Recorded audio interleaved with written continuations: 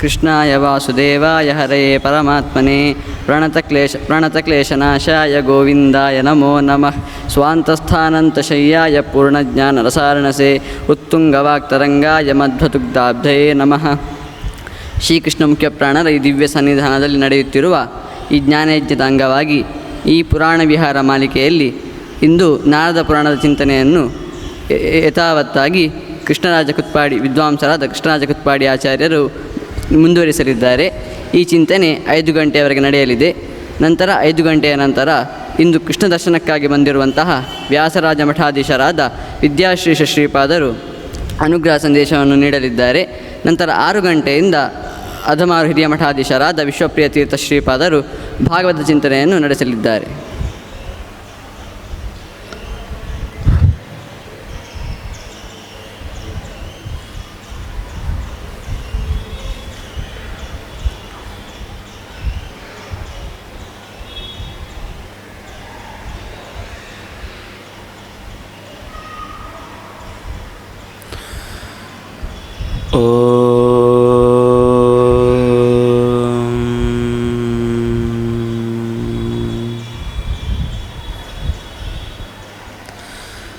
ವ್ಯಾಖ್ಯಾಮುದ್ರಾಂ ಕರಸರಸುಜೈಃ ಪುಸ್ತಕಂ ಶಂಖಚಕ್ರೆ ಬಿಭ್ರದ್ಭಿನ್ನಸ್ಫಟಿಕರುಚಿರೆ ಪುಂಡರೀಕೆ ನಿಷಣ್ಣಃ ಅಮ್ಲಾನಶ್ರೀರಮೃತವಿಷಧೇರಂಶುಭಿಃ ಪ್ಲಾವಯನ್ ಮಾಂ ಆವಿರ್ಭೂಯಾದನಘಮಹಿಮಾ ಮಾನಸೇ ವಾಗಧೀಶಃ. ಧ್ಯಾಯೇದಿಂದೀವರಾಭಂ ನಿಜಕರಕಮಲೆ ದಕ್ಷಿಣೇ ದಂಡಮಗ್ರ್ಯಂ ಸವ್ಯೇ ಪಾಶಂ ದಧಾನಂ ಜಘನತಟಗತೆ ರೂಪ್ಯಪೀಠಾಲಯಸ್ಥಂ ಕಾಂಚೀಗ್ರೈವೇಯಹಾರಾಂಗದಕಟಕಕಿರೀಟಾಂಗುಲೀಯಾಂಘ್ರಿಭೂಷಾ ಕರ್ಣಾಕಲ್ಪೋಜ್ವಲಾಂಗಂ ಯದುಕುಲತಿಲಕಂ ಕೃಷ್ಣಂ ಇಷ್ಟಾರ್ಥಸಿದ್ಧ್ಯೈ. ನಮಸ್ತೆ ಪ್ರಾಣೇಶ ಪ್ರಣತವಿಭವಾಯಾವನಿಂ ಅಗಾಹ್ ನಮಃ ಸ್ವಾಮಿನ್ ರಾಮಪ್ರಿಯತಮ ಹನುಮನ್ ಗುರುಗುಣ ನಮಸ್ತುಭ್ಯಂ ಭೀಮಪ್ರಬಲತಮ ಕೃಷ್ಣೇಷ್ಟ ಭಗವನ್ನಮಃ ಶ್ರೀಮನ್ಮಧ್ವ ಪ್ರದಿಶ ಸುದೃಶನ್ನೋ ಜಯ ಜಯ. ರಮಾಪತಿಂ ಪೂರ್ಣಗುಣಂ ಮುಕುಂದಂ ವ್ಯಾಸಂಚ ವಿಜ್ಞಾನಸಹಸ್ರಭಾನುಂ ಪೂರ್ಣಪ್ರಬೋಧಂಚ ಸುತತ್ವದೀಪಂ ಕ್ರಮಾದ್ಗುರೂಂಶ್ಚ ಪ್ರಣಮಾಮಿ ಮೂರ್ಧ್ನಾ. ಸರ್ವೇಂದ್ರಿಯಾಭಿಮಾನಿಸ್ಥಮುಖ್ಯಪ್ರಾಣಸ್ಥ ವಿಷ್ಣುನಾ ಪ್ರೇರಿತ ಶ್ರೀಶತುಷ್ಟ್ಯರ್ಥಂ ಕರಿಷ್ಯೇ ಕರ್ಮ ಚಾಖಿಲಂ. ಸ್ವಸ್ತಿಸ್ತು ಸತಾಂ ಹರಿ ಓಂ. ಸೋಮವಂಶದ ಸುಮತಿರಾಜನ ಕಥೆಯನ್ನು ಹೇಳ್ತಾ ಅವನು ನಿತ್ಯವೂ ಕೂಡ ಭಗವಂತನ ಸೇವೆ ಅಂತ ಮಾಡುವ ದೃಷ್ಟಿಯಿಂದ ದೇಗುಲದಲ್ಲೇ ಉಳಿತಾ ಇದ್ದದ್ದಕ್ಕಾಗಿ ಮತ್ತು ರಾಜ್ಞಿಯೂ ಕೂಡ ನಿರಂತರ ಭಗವಂತನ ಸೇವೆಗಾಗಿ ತನ್ನ ನೃತ್ಯವನ್ನು ಪ್ರದರ್ಶಿಸ್ತಾ ಇರುವುದನ್ನು ವಿಭಾಂಡಕ ಮುನಿ ಕೇಳಿದಾಗ ಹಿಂದೆ ತಾನೊಬ್ಬ ಮಾಲಿನಿ ಅನ್ನುವ ಹೆಸರಿನ ಅತ್ಯಂತ ಕ್ರೂರ ಕರ್ಮಿಯಾಗಿ ಮಾಡ್ತಾ ಇದ್ದ ಅನರ್ಥ, ಅಲ್ಲಿ ಒದಗಿದ ಒಬ್ಬಳು ಬಹಿಷ್ಕೃತಳಾದ ಹೆಣ್ಣಿನ ಜೊತೆಗೆ ತಾವು ವಾಸವಾಗಾಗ ದೇಗುಲದ ಶುಚಿತ್ವ ಮತ್ತು ಅಲ್ಲಿ ನಾವು ಏನು ಸಂತೋಷ ಪಡ್ತೇವೋ ಅದನ್ನು ಮನಃಪೂರ್ವಕವಾಗಿ ಮಾಡಿದ್ದು ಆ ನೆಲೆಯಲ್ಲಿ ನಮಗೆ ಒಳ್ಳೆಯ ಸ್ಥಾನವನ್ನು ಕಲ್ಪಿಸಿತು. ಯಾಕೆಂದರೆ ದೊಡ್ಡವರ ಮಾತುಗಳು ನಮ್ಮನ್ನಾಗ ಎಚ್ಚರಿಸಿದವು ಅನ್ನುವ ಈ ಮಾತನ್ನು ಹೇಳಿ ಕಾರ್ತಿಕ ಮಾಸದ ಸಂದರ್ಭದಲ್ಲಿ ಧ್ವಜವನ್ನು ಮನೆಯ ಮುಂದೆ ಅದನ್ನು ಈಗಲೂ ಗುಡಿ ಪಾವಡ ಅಂತ ಒಂದು ಕರೆದು ಹಬ್ಬ ಮಾಡುವುದಿದೆ ಕೆಲವು ಕಡೆ ಯುಗಾದಿಯ ಸಂದರ್ಭದಲ್ಲಿ. ಆದರೆ ಅದು ಪ್ರತಿ ತಿಂಗಳು ಈಗಲೂ ನೀವು ಪುರಿ ಜಗನ್ನಾಥದ ದೇವಸ್ಥಾನಕ್ಕೆ ಹೋಗಿದ್ದರೆ ಅಲ್ಲಿ ಅಥವಾ ವೃಂದಾವನದಲ್ಲೂ ಆಗ್ಬೋದು, ಎಷ್ಟೋ ಕಡೆಗಳಲ್ಲಿ ದೇವಸ್ಥಾನದ ಮೇಲಿನ ಗರ್ಭಗುಡಿಯ ಶಿಖರಕ್ಕೆ ಪ್ರತಿ ತಿಂಗಳು ಧ್ವಜವನ್ನು ಏರಿಸುವ ಒಂದು ದೊಡ್ಡ ಹಬ್ಬದ ರೀತಿಯ ಕಾರ್ಯಕ್ರಮ ಇದೆ. ಇಡೀ ಊರಿಗೆ ಧ್ವಜವನ್ನು ಮೆರವಣಿಗೆ ಮಾಡಿಕೊಂಡು ಬಂದು ಅದಕ್ಕೆ ಒಂದು ಕ್ರಮ ಇಲ್ಲಿ ಹೇಳ್ತಾರೆ. ಪೂರ್ತಿ ಧ್ವಜಾರೋಪಣದ ವಿಧಿ ಏನು, ಅಲ್ಲಿ ವೈನತೆಯನನ್ನು ಆವಾಹಿಸಿ ಅವನಿಗೆ ಆಹುತಿ ಕೊಡುವಂಥ ಅನೇಕ ಪ್ರಕ್ರಿಯೆಗಳನ್ನೆಲ್ಲ ಹೇಳುತ್ತಾರೆ. ಅಂತೂ ನಾರಾಯಣನಿಗೆ ವಿಶಿಷ್ಟವಾದಂತಹ ಪೂಜೆಯನ್ನು ಮಾಡಿ ಯಜ್ಞದಲ್ಲಿ ವೈನತೆಯನನ್ನು ಗೌರವಿಸಿ ಆ ಮೂಲಕ ಆ ಧ್ವಜದಲ್ಲಿ ನೂರಾರು ಥರದ ವೈವಿಧ್ಯ ಇರುತ್ತೆ. ಅದರಲ್ಲಿ ಅದನ್ನು ಕೊಂಡು ಹೋಗಿ ಅದು ಮೇಲಕ್ಕೆ ಧರಿಸಿದ ಧರ್ಮಧ್ವಜ ಅಂತ.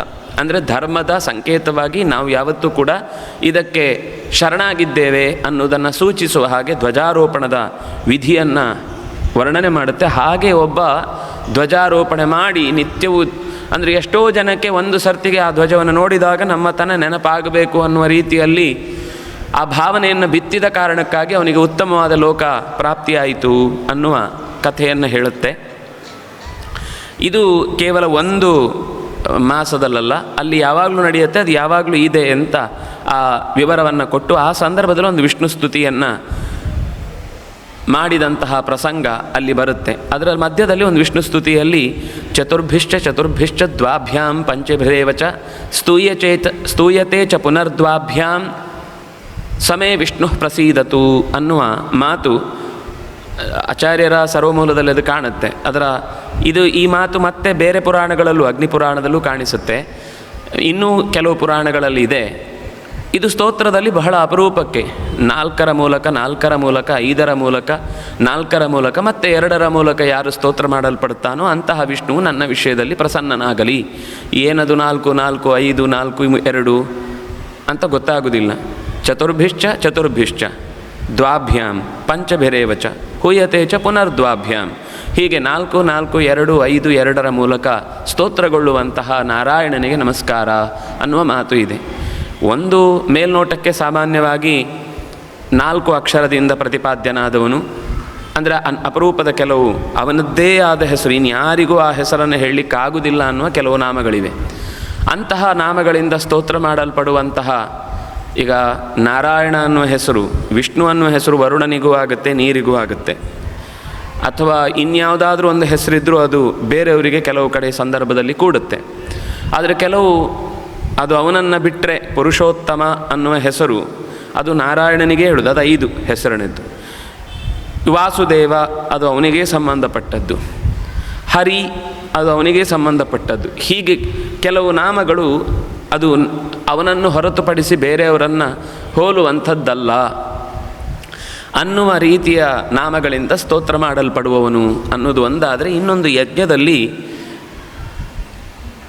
ಯಜ್ಞದಲ್ಲಿ ಆಹುತಿ ಕೊಡಲಿಕ್ಕಾಗುವಾಗ ಕೆಲವು ವಿಶಿಷ್ಟವಾದಂತಹ ಪ್ರಕ್ರಿಯೆಗಳನ್ನು ಹೇಳುವಾಗ ಮಾತುಗಳು ಬರ್ತವೆ. ಓ ಶ್ರಾವಯ ಅಸ್ತು ಶ್ರೌಷಟ್ ಯಜ ಯೇ ಯಜಾಮಹೆ ವೌಷಟ್ ಅಂತ ಈ ರೀತಿ. ಓ ಶ್ರಾವಯ ಅದು ಮೇಲ್ನೋಟಕ್ಕೆ ನೋಡುವಾಗ ಎಲೈ ಬೇಗನೆ ಭಗವಂತನ ಗಾನವನ್ನು ಕೇಳಿಸುವಂತೆ ಮಾಡು. ಅಷ್ಟು ಆಗಲಿ, ಶ್ರೌಷಟ್ ಶುರುವಾಯಿತು. ಎಲ್ಲರೂ ಸೇರಿ ಯಜ್ಞವನ್ನು, ಅಂದರೆ ಒಬ್ಬ ಯಜ ಅಂತ ಹೇಳ್ತಾನೆ, ಮಾಡಿ ಯಜ್ಞ ಅಂತ. ಏ ಯಜಾಮಹೆ, ಎಲ್ಲರೂ ಸೇರಿ ನಾವು ಯಜ್ಞವನ್ನು ಮಾಡೋಣ. ವೌಷಟ್ ಅದು ಯಜ್ಞದ ಆಹುತಿಯನ್ನು ಮುಗಿಸುವಾಗ ಹೇಳುವಂಥದ್ದು, ಅಂದರೆ ಅವನಿಗೆ ಸಂಬಂಧಪಟ್ಟದ್ದು ಅಂತ. ಹೀಗೆ ಏ ಓ ಶ್ರಾವಯ ಅಸ್ತು ಶ್ರೌಷಟ್ ಯೇ ಯಜಾಮಹೆ ಯಜ ಯೇ ಯಜಾಮಹೆ ವೌಷಟ್, ಹೀಗೆ 4 4 2 5 2 ಈ ರೀತಿಯಾದ ಒಂದು ಕ್ರಮದಲ್ಲಿ ಭಗವಂತನನ್ನು ಸ್ತೋತ್ರ ಮಾಡಲಿಕ್ಕೋಸ್ಕರ. ಅದು ಅಪರೂಪದ 5 ಹೆಸರುಗಳು ಭಗವಂತನಿಗೆ. ಮೇಲ್ನೋಟಕ್ಕೆ ಇದನ್ನು ಯಾರೂ ಬಳಸುವುದಿಲ್ಲ ಹೆಸರಾಗಿ, ಆದರೆ ಇದು ಒಂದು ವಿಶಿಷ್ಟವಾದ ಉಪನಿಷತ್ತಿನ ರಹಸ್ಯವನ್ನು ಪುರಾಣ ಇಲ್ಲಿ ಬಿಡಿಸಿ ಈ ಪದ್ಯದ ಮೂಲಕ ಇಂತಹ ಸ್ತೋತ್ರಗಳಿಂದ ಪ್ರತಿಪಾದಿಸಲ್ಪಡುವ ಓ ವಿಷ್ಣುವೇ, ನನ್ನ ವಿಷಯದಲ್ಲಿ ಪ್ರಸನ್ನನಾಗು.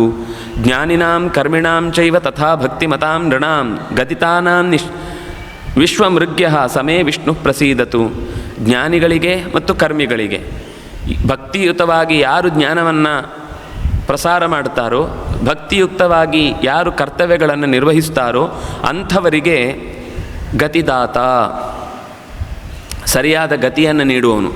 ಅಂದರೆ ಜ್ಞಾನಯೋಗ ಮಾತ್ರ ಶ್ರೇಷ್ಠ, ಕರ್ಮಯೋಗ ಶ್ರೇಷ್ಠ ಅಲ್ಲ ಅಂತ ಹೇಳುವವರಿಗೆ ಇಲ್ಲಿ ನೇರ ಮಾತಿದೆ. ಕರ್ಮಿಣಾಂ ಭಕ್ತಿಮತಾಂ ಚೈವ ಕರ್ಮಿಗಳಾದ ಭಕ್ತಿಯುಳ್ಳಂತಹ ಶ್ರಮಜೀವಿಗಳಿಗೂ ಕೂಡ ಒಲಿಯುವಂತಹ ಓ ಭಗವಂತನೇ ನನ್ನ ವಿಷಯದಲ್ಲಿ ಪ್ರಸನ್ನನಾಗು ಅಂತ ಕೇಳುವಂಥದ್ದು. ಅಂದರೆ ಜ್ಞಾನಕ್ಕೂ ಕರ್ತವ್ಯಕ್ಕೂ ಅಷ್ಟೇ ಮಹತ್ವ ಇದೆ. ತಿಳಿಯುವುದು ಹೇಗೆ ಮಾಡಬೇಕು ಅಂತ, ಹೇಗೆ ಮಾಡಬೇಕು ಅಂತ ತಿಳಿದ ಮೇಲೆ ಮಾಡಬೇಕು. ಅದು ಎಲ್ಲವೂ ಒಂದಕ್ಕೊಂದು ಇಂಟರ್ಲಿಂಕ್ಡ್ ಅದು. ಆದರೆ ಜ್ಞಾನ ಮತ್ತು ಕರ್ಮ ಅಂತ ವ್ಯತ್ಯಾಸ ಅದರ ಮುಂದೆ ಮಾತು ಬರುತ್ತೆ.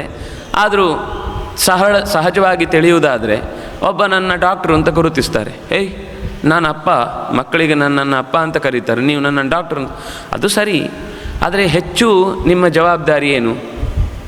ಹೊರಗಡೆ ಸಮಾಜದಲ್ಲಿ ನೀವು ಡಾಕ್ಟ್ರಾಗಿ ಗುರುತಿಸಲ್ಪಟ್ಟವರು, ನೀವು ಅಪ್ಪನೂ ಹೌದು, ಆದರೆ ಅದಕ್ಕಿಂತ ಮುಖ್ಯ ಡಾಕ್ಟ್ರು. ಇಲ್ಲ ನಾನು ಡಾಕ್ಟ್ರ್ ಅಂತ ಹೇಳಿಸ್ಕೊಳ್ಳೋದಿಲ್ಲ, ನನ್ನ ಮಕ್ಕಳೆಲ್ಲ ನನ್ನನ್ನು ಡಾಕ್ಟ್ರ್ ಅಂತ ಕರೀಲಿಕ್ಕಾಗಲ್ಲ, ನಾನು ಅಪ್ಪ ಅಂತ ಕರಿಬೇಕು. ಡ್ಯಾಡಿ, ನಮ್ಮ ಯಾವುದೋ ಒಂದು ಸಮುದ್ರದ ಮಧ್ಯದಲ್ಲಿರುವ ಒಂದು ಆಕ್ಟೋಪಸ್ಸಿಗೆ ಹೆಸರದು, ನಾನು ಅಂಥವನೇ ಅಂತ ಒಂದು ಸ್ವಭಾವದ ರೂಪದಲ್ಲಿ ತೋರಿಸುವ ಹಾಗೆ ನನ್ನನ್ನು ಹಾಗೆ ಕರಿಬೇಕು ಅಂತ ಇದೆ ಅಂತಾದರೆ ಸರಿ, ಅದು ಮನೆಯಲ್ಲಾಯಿತು. ಆ ಪರಿಸ್ಥಿತಿ, ಆ ಪ್ರಸಂಗ ಬಂದಾಗ ಹಾಗೆ ಕರಿಬೇಕು. ಅಂದರೆ ಯಾರಲ್ಲಿ ಕರ್ತವ್ಯದ ದೃಷ್ಟಿಯಲ್ಲಿ ದೊಡ್ಡ ಜವಾಬ್ದಾರಿ ಎಲ್ಲಿದೆಯೋ ಅದರಿಂದ ಹೆಚ್ಚು ಗುರುತಿಸ್ತಾರೆ. ಊರಿನ ಜನ ಎಲ್ಲಿಯೇ ಅವರನ್ನು ಕರೆಸುವಾಗ ಇವನು ಯಾರಿಗೋ ಅಪ್ಪನಿಗೆ ಅಪ್ಪನಾಗೇ ಇರ್ತಾನೆ, ಅದು ಎಲ್ಲರೂ ಅಪ್ಪನಾಗೇ ಇರ್ತಾನೆ, ಅದೇನು ದೊಡ್ಡ ಕೆಲಸ ಅಲ್ಲ. ಕೆಲವೊಮ್ಮೆ ಅದೊಂದು ದೊಡ್ಡ ಸಾಧನೆ ಅಂತ, ನಾನು ಅಪ್ಪ ಆಗಿಬಿಟ್ಟೆ ಅಂತ. ಏನು ಮಾಡಲಿಕ್ಕಿಲ್ಲ ಅದರಲ್ಲಿ ಅಪ್ಪ ಆಗಿದ್ದು. ನನ್ನನ್ನು ಸೃಷ್ಟಿಯಲ್ಲಿ ಒಂದು ಬಳಸಿಕೊಂಡಿದ್ದೆ ಸಮಿಧೆಯಾಗಿ ಅಂತನ್ನುವ ಎಚ್ಚರ ಇದ್ದವನಿಗೆ ಅದು ನಗು ಬರುತ್ತೆ ಹಾಗೆ ಹೇಳಿದರೆ. ಇನ್ನು ಕೆಲವರದ್ದು ಎಲ್ಲ ಆದಮೇಲೆ, ಮಕ್ಕಳನ್ನು ಪಡೆದ ಮೇಲೆ ನಮಗೊಂದು ಹೆಸರು ಕೊಡಿ ಅಂತ ಒಂದು ಮೆಸೇಜ್ ಹಾಕಿ ಕಳಿಸ್ಬಿಡಿ ಅಂತ. ಕೆಲಸ ಮಾಡಿ ಎಲ್ಲ ಆದಮೇಲೆ ನಿಮ್ಮ ಸಂತತಿಗೆ ಹೆಸರಿಡ್ಲಿಕ್ಕೆ ಇನ್ಯಾರೋ ಒಬ್ಬರು ಬರಬೇಕು. ಕೇಳೋದು ತಪ್ಪಲ್ಲ, ಒಳ್ಳೆ ಹೆಸರು ಕೊಡಿ ಅಂತ ಒಂದು ಕೃತಜ್ಞತೆಯಿಂದ ಕೇಳೋದು ಬೇರೆ. ಒಂದು ಗುರುಗಳಾಗಿಯೋ ಇನ್ಯಾರ ಹತ್ರನೋ ಬಂದು ಕೇಳಿದರೆ ತಪ್ಪಲ್ಲ. ಇದು ಒಂದು ರೀತಿಯಲ್ಲಿ ಏನೋ ದೊಡ್ಡ ಸಾಧನೆ ಆಗಿದೆ, ಅದಕ್ಕೆ ಸರಿಯಾದ ಒಂದು ಯಾರು ಇಟ್ಟಿರಬಾರ್ದಂಥ ಹೆಸರು ಕೊಡಿ ಅಂತೆಲ್ಲ ಏನೋ ನಮ್ಮದೇ ಒಂದು ಕೆಲವು ಭ್ರಮೆಗಳಿರ್ತವೆ. ಆದರೆ ನಿಜವಾದ ತಂದೆ ಅದು ಭಗವಂತ. ಅಂತಹ ತಂದೆಯ ಅಡಿಯಾಳಾಗಿ ನಾನು ನಿರಂತರ ಇದ್ದೇನೆ ಅಂತ ಭಾವಿಸಿ ಅವನು ಕರ್ತವ್ಯವನ್ನು ನಿರ್ವಹಿಸುವಾಗ ಜ್ಞಾನದ ದಾರಿ ದೊಡ್ಡದಾಗಿದ್ದರೆ ಅವನನ್ನು ಜ್ಞಾನಯೋಗಿ ಅಂತ ಕರೀತಾರೆ. ಆ ಎಚ್ಚರದ ಜೊತೆಗೇ ಕರ್ತವ್ಯದ ದೃಷ್ಟಿಯಿಂದ ಹೆಚ್ಚು, ಯಾಕೆಂದರೆ ಕೃಷ್ಣ ಎರಡೂ ರೀತಿಯ ಮಾತುಗಳನ್ನು ಹೇಳಿದ್ದಾನೆ. ಯಾಕೆಂದರೆ ಜನಕಾದಿಗಳು ಕರ್ಮಣೈವ ಹಿ ಸಂಸಿದ್ಧಿಂ ಆಸ್ಥಿತಾಃ ಜನಕಾದಯ. ಕರ್ಮದ ಹಾಗೆ ಅಂತ ಹೇಳೋರು ಜ್ಞಾನ ಇರಲಿಲ್ವಾ? ತುಂಬ ದೊಡ್ಡ ಜ್ಞಾನ ಇತ್ತು. ಯಾಜ್ಞವಲ್ಕ್ಯರಂತಹ ಮಹಾತ್ಮರು ಅವರ ನಿತ್ಯದ ಯಜ್ಞದ ಯಾಗಾದಿಗಳಲ್ಲಿ ಸೇರಿಕೊಂಡು ಆಸ್ಥಾನದಲ್ಲಿ ಚರ್ಚೆ ನಡೆದು ಅದರ ವಿಷಯದಲ್ಲಿ ತಾನು ಯಾವಾಗಲೂ ಕೂತು ಕೇಳಿ ಸಂತೋಷ ಪಡ್ತಾ ಇದ್ದವನು. ಜ್ಞಾನ ಇತ್ತು, ಆದರೆ ರಾಜ್ಯಭಾರದ ಕರ್ತವ್ಯವನ್ನು ಬಿಟ್ಟು ಕೈ ಚೆಲ್ಲಿ ಕೂತಿರಲಿಲ್ಲ ಜ್ಞಾನಕ್ಕಾಗಿ. ಅದನ್ನು ಮಾಡ್ತಾನೆ ಇದ್ದ, ಅದರ ಜೊತೆಗೆ ಇದಕ್ಕೊಂದು ವ್ಯವಸ್ಥೆಯನ್ನು ಇಟ್ಟುಕೊಂಡಿದ್ದ. ವಿಶ್ವಾಮಿತ್ರ, ವಸಿಷ್ಠ ಮೊದಲಾದ ಋಷಿಗಳು, ಎಲ್ಲರಿಗೂ ಗೊತ್ತಿರುವುದರಿಂದ ಆ ಶಬ್ದವನ್ನು ಹೇಳ್ತಾನೆ, ಯಾರೇ ಆಗಿರ್ಬೋದು. ಚಿಂತನೆಯನ್ನು ಮತ್ತೆ ಮುಂದಿನ ಸಂತತಿಗೆ ಹಂಚಬೇಕು ಅಂತನ್ನುವ ಜವಾಬ್ದಾರಿಯಿಂದ ಯಾರು ವ್ಯವಹಾರವನ್ನು ಮಾಡುತ್ತಿರ್ತಾನೋ ಅಂಥವನನ್ನು ಜ್ಞಾನಯೋಗಿ. ಜ್ಞಾನಯೋಗಿ ಆದವನು ಕರ್ತವ್ಯ ಮಾಡಬೇಕು, ಅವನು ಪಾಠ ಮಾಡಬೇಕು, ಅವನು ಅನುಷ್ಠಾನಗಳನ್ನು ಮಾಡಬೇಕು, ಅವನು ಸಮಾಜದಲ್ಲಿ ಅನೇಕ ಸಂದೇಹಗಳು ಬಂದು ಕೇಳಿಕೊಂಡಾಗ ಅವರಿಗೆ ಪ್ರತ್ಯುತ್ತರವನ್ನು ಕೊಡಬೇಕು. ಇದೆಲ್ಲ ಜವಾಬ್ದಾರಿ ಇದೆ, ಇದು ಕರ್ಮವೇ. ನಾನು ಜ್ಞಾನಯೋಗಿ, ನನಗೇನು ಮಾಡಲಿಕ್ಕಿಲ್ಲ ಅಂತ 24 ಗಂಟೆ ಕೋಣೆಯೊಳಗೆ ಕೂತು ತಪಸ್ಸು ಮಾಡ್ತೇನೆ, ಮತ್ತು ಊಟಕ್ಕಾದರೂ ಹೊರಗೆ ಬರಲೇಬೇಕು. ಇವತ್ತು ಹಾಗೆ ವಾದ ಮಾಡುವವರ ಬಗ್ಗೆ ಹೇಳಿದ್ದು ನಾನು. ಜ್ಞಾನಿಗಳಾದವರು ಈ ವರ್ಷಗಟ್ಟಲೆ ಹಾಗೆ ಇದ್ದು ತಮ್ಮ ಮೇಲೆ ಹುತ್ತ ಬೆಳೆದಾಗಲೂ ಗೊತ್ತಿಲ್ಲದೆ ಇರೋರು, ಅವರು ನಮ್ಮ ಯಾವ ನಿಯಮಕ್ಕೂ ಪಾಲುದಾರರಲ್ಲ, ಅವರು ಅತೀತರವರು. ಅವರ ಬಗ್ಗೆ ನಾವೇನು ಮಾತಾಡಲಿಕ್ಕೂ ಅರ್ಹತೆ ಇಲ್ಲ ನಮಗೆ. ಆದರೆ ಉಳಿದಂತೆ ಲೋಕದಲ್ಲಿ ನಾವು ಉಳಿದ ವ್ಯವಹಾರವನ್ನು ಮಾಡ್ತೇವೆ, ಆದರೂ ನಾನು ಜ್ಞಾನಯೋಗಿ, ನನಗೇನು ಕೆಲಸ ಹೇಳಬೇಡಿ ಅಂತ ಹೇಳುವ ಹಾಗಿಲ್ಲ. ಮಾಡಲೇಬೇಕಾದ ಸ್ವಧರ್ಮವನ್ನು ಜೊತೆಗಿಟ್ಟುಕೊಂಡು ಉಳಿದಂತೆ ಜ್ಞಾನದ ದಾರಿಯಲ್ಲಿ ಹೆಚ್ಚುಗಾರಿಕೆ ಇದೆ ಅನ್ನುವ ಕಾರಣಕ್ಕೆ ಜ್ಞಾನಯೋಗ ಅಂತ ಕರೀದು. ಹೀಗೆ ಎರಡೂ ರೀತಿಯ ದಾರಿಯಲ್ಲಿ ಸೇರುವ ಗುರಿ ಅದು ಒಂದೇ. ಅಂತಹ ಎರಡು ದಾರಿಯಲ್ಲಿ ಬಂದವರನ್ನು, ದಾರಿ ಎರಡು ಅಂದರೆ ಬೇರೆ ಬೇರೆ ದಾರಿಯಲ್ಲ, ಒಂದೇ ದಾರಿಯ ಇಕ್ಕೆಲಗಳು. ಒಂದೇ ದಾರಿಯಲ್ಲಿ ಕರ್ಮದ ಪಾರ್ಟ್ ಜಾಸ್ತಿ ಇರುವವನು ಕರ್ಮಯೋಗಿ, ಜ್ಞಾನದ ಪಾರ್ಟ್ ಜಾಸ್ತಿ ಇರೋನು ಜ್ಞಾನಯೋಗಿ. ಇಬ್ಬರಿಗೂ ಜ್ಞಾನ ಮತ್ತು ಕರ್ಮ ಪರಸ್ಪರ ಬೇಕೇ ಬೇಕು. ಏನು ಮಾಡಬೇಕು ಅಂತ ಗೊತ್ತಿರಲಿಕ್ಕೆ ಜ್ಞಾನ ಬೇಕು, ಮಾಡಿದ ಮೇಲೆ ಅಂದರೆ ಗೊತ್ತಿದ್ದ ಮೇಲೆ ಏನು ಮಾಡಬೇಕು ಅನ್ನೋದನ್ನು ಮಾಡಬೇಕು. ಇದು ಇಬ್ಬರಿಗೂ ಸಮಾನವಾದ ಸಂಗತಿ. ಆದ್ದರಿಂದಾಗಿ ಈ ಎರಡೂ ರೀತಿಯಾದ ದಾರಿಯಲ್ಲಿ ಬರುವವರಿಗೆ ಒಲಿಯುವವನೇ ಅಂತ ಹೀಗೆ ಬಹಳ ಉತ್ತಮವಾದ ಒಂದು ಸ್ತೋತ್ರ ಅಲ್ಲಿ ಬರುತ್ತೆ. ಹೀಗೆ ಆ ಸುಮತಿ ರಾಜನಿಗೆ ತನ್ನ ಪೂರ್ವದ ಜನ್ಮದಲ್ಲಿ ಯಮದೂತರ ಮತ್ತು ವಿಷ್ಣುದೂತರ ನಡುವಿನ ಸಂವಾದದಿಂದಾಗಿ ಭಗವಂತನ ತಿಳುವಳಿಕೆಯನ್ನು ಅಷ್ಟಾಗಿ ನಾನು ಹೊಂದದೇ ಇದ್ದಾಗಲೂ ನಡೆಸಿದಂತಹ ಸತ್ಕರ್ಮಕ್ಕೆ ಇಷ್ಟು ಒಳ್ಳೆಯ ದೊಡ್ಡ ರಾಜವೈಭೋಗದ ಜವಾಬ್ದಾರಿ ನನಗೆ ಕೊಟ್ಟಿದ್ದಾನೆ ಅಂತಂದ ಮೇಲೆ ನಾನು ಇದನ್ನು ತಿಳಿದಾದ ಮೇಲೆ ಮಾಡದೇ ಇರುವುದು ಹೇಗೆ, ಅದಕ್ಕಾಗಿ ನಾನು ಹೀಗೆ ನಡೆಸಿಕೊಳ್ತೇನೆ ಅಂತ ಆ ಋತ್ವಿಜರ ಹತ್ರ ಮಾತಾಡಿಕೊಂಡಾಗ ತುಂಬ ಸಂತೋಷ ಆಗುತ್ತೆ. ಅದೇ ಸಂದರ್ಭದಲ್ಲಿ ಭಗವಂತನ ಸೇವೆ ಅಂತಂದಾಗ ಎಲ್ಲವೂ ಬಂತು, ಯಾವುದನ್ನು ಬಿಡುವಂತಿಲ್ಲ ಅನ್ನುವ ಮಾತು ಬಂತು. ಇದರ ಮಧ್ಯದಲ್ಲಿ ಒಂದು ಹರಿಪಂಚಕ ವ್ರತ, ನಾವು ಅದನ್ನು ಇವತ್ತು ಇನ್ನೊಂದು ಶಬ್ದದಲ್ಲಿ ಭೀಷ್ಮ ಪಂಚಕ ವ್ರತ ಅಂತ ಕರೆಯುವ ರೀತಿಯಲ್ಲಿ ಇದೆ. ಅದೇ ಅಭಿಪ್ರಾಯದ ಮಾತುಗಳು ಇಲ್ಲಿ ಬರ್ತಾವೆ. ವಿಷ್ಣು ಪಂಚಕ ಒಂದು ಬೇರೆ, ತಿಂಗಳಲ್ಲಿ 5 ದಿನ, ಯಾವುದು ಏಕಾದಶಿ, ಹುಣ್ಣಿಮೆ, ಅಮಾವಾಸ್ಯೆ, 2 ಏಕಾದಶಿ, ಒಂದು ಹುಣ್ಣಿಮೆ, ಒಂದು ಅಮಾವಾಸ್ಯೆ, ಮಧ್ಯದಲ್ಲಿ ಬರುವ ಒಂದು ಶ್ರವಣ ನಕ್ಷತ್ರ, ಇದಿಷ್ಟನ್ನು ಉಪವಾಸವಾಗಿ ಇಟ್ಟುಕೊಳ್ಳುವರು. 5 ದಿವಸ ಏಕಾದಶಿ ರೀತಿಯಲ್ಲೇ ಪೂರ್ಣವಾದ ಉಪವಾಸ ಮಾಡುವಂಥದ್ದು, ಅದು ಒಂದು ರೀತಿಯ ವ್ಯವಸ್ಥೆ. ಅದು ಬಿಟ್ಟು ಇನ್ನೊಂದು ಇಲ್ಲಿ ಹೇಳುವಂಥದ್ದು ಏಕಾದಶಿಯಿಂದ ಹುಣ್ಣಿಮೆಯ ತನಕ 5 ದಿವಸವೂ ಕೂಡ ಏನೂ ಆಹಾರವನ್ನು ಸ್ವೀಕಾರ ಮಾಡದೆ ಪಾಡ್ಯದ ದಿವಸ ಪರೇಹನಿ, ಅಮಾವಾಸ್ಯೆ ಹುಣ್ಣಿಮೆ ಮುಗಿದ ಮರು ದಿವಸ ದ್ವಾದಶಿಯ ರೀತಿಯಲ್ಲಿ, ದ್ವಾದಶ ರೀತಿ ಅಂದರೆ ಬೆಳಿಗ್ಗೆ ಬೇಗ ಪಾರಣೆ ಮಾಡುವ ವ್ಯವಸ್ಥೆಯನ್ನು ಇಟ್ಟುಕೊಂಡು ಭಗವಂತನ ಆ 5 ದಿವಸದಲ್ಲಿ ಏನೇನು ಮಾಡಬೇಕು, ಹೇಗೆ ಭಗವಂತನ ಪೂಜೆ ಮಾಡಬೇಕು ಇತ್ಯಾದಿ ವಿಧಾನಗಳನ್ನು ಹೇಳುತ್ತೆ. ಅಂತಹ ಏಕಾದಶಿ ವ್ರತವನ್ನು ಹೇಳಿ, ಇನ್ನು ಮಾಸೋ ವ್ರತ ಅಂತ, ಒಂದು ಮಾಸದ ಕಾಲ ಏನೋ ಬರೀ ಅತ್ಯಂತ ಅಲ್ಪವಾದ ಒಂದು ಹೊತ್ತಿನ ಆಹಾರವನ್ನು ಸೇವಿಸ್ತಾ 1 ತಿಂಗಳು ಕಳೆಯುವಂಥದ್ದು ಅಂತ. ಈ 5 ದಿವಸದ ವ್ರತವನ್ನು 1 ವರ್ಷ ಪೂರ್ತಿ ಮಾಡಿದರೆ ಹೇಗೆ, ಮಾಡಿದ ಮೇಲೆ ಮಾರ್ಗಶೀರ್ಷದಲ್ಲಿ ಅದರ ಉದ್ಯಾಪನೆ ಹೇಗೆ, ಅದರ ವಿಧಾನಗಳನ್ನೆಲ್ಲ ಹೇಳ್ತಾರೆ. ನಂತರ ಏಕಾದಶಿಯ ಮಹತ್ವವನ್ನೇ ಹೇಳುವುದಕ್ಕೆ ಒಂದು ಪ್ರಸಂಗ ಬರುತ್ತೆ. ಅಲ್ಲಿ ಹೇಳುವಾಗ ನಾವು ಏಕಾದಶಿಯನ್ನು ಮಾಡುವ ದಿವಸ ಸಂಕಲ್ಪ ಮಾಡುವ, ಅಂದರೆ ಅದು ಮೊದಲು 3 ದಿವಸಕ್ಕೆ ಸಂಬಂಧಪಟ್ಟದ್ದು. ಅದು ಇಲ್ಲಿ ಒಂದು ಸಂದೇಹ ಬರುವಂಥದ್ದು ಮತ್ತು ಸಂದೇಶ ಕೊಡುವಂಥದ್ದು. ನಾವೆಲ್ಲ ಮಾಡಬೇಕಾ ಅನ್ನೋದಕ್ಕೆ ಅಲ್ಲಿ ಕೊಡುವ ಸಂದೇಶ, ಮನುಷ್ಯರಾದವರು ಎಲ್ಲರೂ ಮಾಡಬೇಕಾದ ಸಂಗತಿ. ಇದು ಯಾರೋ ಒಬ್ಬರಿಗೆ, ಒಂದು ವರ್ಗದವರಿಗೆ, ಅದು ಇವತ್ತಿಗಂತೂ ನಮ್ಮಲ್ಲಿ ಯಾರೋ ಸ್ವಲ್ಪ ಮಠದ ಸಂಪರ್ಕದಲ್ಲಿದ್ದಾರೆ ಅಂದರೆ ಅವರು ಮಾತ್ರ ಮಾಡಬೇಕಾದು, ಉಳಿದವರಿಗೆ ಯಾರಿಗೂ ಸಂಬಂಧವೇ ಇಲ್ಲ ಅಂತ. ನಾವು ಏಕಾದಶಿ ಅಂತ ಕೆಲವೊಮ್ಮೆ ಹೇಳೋದಿರುತ್ತೆ, ಮಾಮೂಲು ದಿವಸದ ಅಡಿಗೆಗಿಂತ 10 ಪಟ್ಟು ಹೆಚ್ಚಿನ ಖರ್ಚು ಅವತ್ತಾಗುತ್ತೆ. ಬಾಕಿ ದಿವಸ ಬರೀ ಒಂದು ಅನ್ನ ಗಂಜಿ ಸಾರು ಮುಗಿದೋಗಿದ್ರೆ ಅವತ್ತು 10 ಬಗೆಯ ತಿಂಡಿ, ಯಾಕೆ ಏಕಾದಶಿ ಎಲ್ಲ ಬೇರೆ ಬೇರೆ ಕರೆದಿದ್ದು, ಹುರಿದಿದ್ದು, ತಿಳಿದಿದ್ದು ಎಲ್ಲ ರೀತಿಯ ಪದಾರ್ಥಗಳು ಅವತ್ತಾಗಬೇಕಾಗುತ್ತೆ. ಅಂದರೆ ನಾವು ಹೆಸರು ಮಾತ್ರ ಇರುತ್ತೆ, ಅದಕ್ಕಿಂತ ಹೆಚ್ಚು ಪಟ್ಟು ಆಹಾರದ ವ್ಯವಸ್ಥೆ. ಅನ್ನ ಅಂದರೆ ಯಾವುದು ತಿಂದಾಗ ಹೊಟ್ಟೆ ತುಂಬುತ್ತೋ ಅದು ಎಲ್ಲವೂ, ನೀರು ಕುಡಿದಾಗಲೂ ಹೊಟ್ಟೆ ತುಂಬುತ್ತೆ ಅಂದಮೇಲೆ ಅದು ಅನ್ನನೇ, ಅದು ಬಿಟ್ಟೇ ಹೇಳುವಂಥದ್ದು. ಹಾಗೆ ಅಂತ ಹೇಳಿ ಈಗಲೇ ಒಂದೇ ದಿವಸಕ್ಕೆ ಅಭ್ಯಾಸ ಇಲ್ಲ, ಉಪವಾಸ ಮಾಡಿ ವಾಂತಿ ಬಂದು ಮತ್ತೆ ಇನ್ನು ಜೀವಮಾನದಲ್ಲಿ ಏಕಾದಶಿ ಸುದ್ದಿ ಬೇಡ ಅಂತ ಅನ್ನುವ ರೀತಿಯಲ್ಲಿ ಪ್ರಾಕ್ಟೀಸ್ ಮಾಡಿ ಅಂತ ಹೇಳಲ್ಲ. ಕ್ರಮವಾಗಿ ಬಿಡಬೇಕು, ಒಂದೊಂದೇ ಹಂತವಾಗಿ ಮಾಡಬೇಕು ಅಂತ ಮನಸ್ಸಿದ್ರೆ ಕೇಳಿಕೊಂಡು ತಿಳ್ಕೊಂಡು ಹದವಾಗಿ 3 ಹೊತ್ತು ತಿಂತಾ ಇದ್ದವರು 2 ಹೊತ್ತಿಗೆ, 2 ಹೊತ್ತಿಂದ 1 ಹೊತ್ತಿಗೆ, 1 ಹೊತ್ತಿಂದ ಬೇಯಿಸಿದ್ರಿಂದ ಬೇಯಿಸದ ಪದಾರ್ಥಕ್ಕೆ, ಬೇಯಿಸದ ಪದಾರ್ಥದಿಂದ ನೀರಿನ ಪದಾರ್ಥಕ್ಕೆ, ನೀರಿನಲ್ಲೂ ಕೂಡ ಬರೀ ನೀರಿಗೆ, ಆಮೇಲೆ ನೀರಿನಲ್ಲೂ 1 ಸರ್ತಿ ಮಾತ್ರ ನೀರಿಗೆ, ಆಮೇಲೆ ನೀರಿನ ತೀರ್ಥಕ್ಕೆ ಮಾತ್ರ.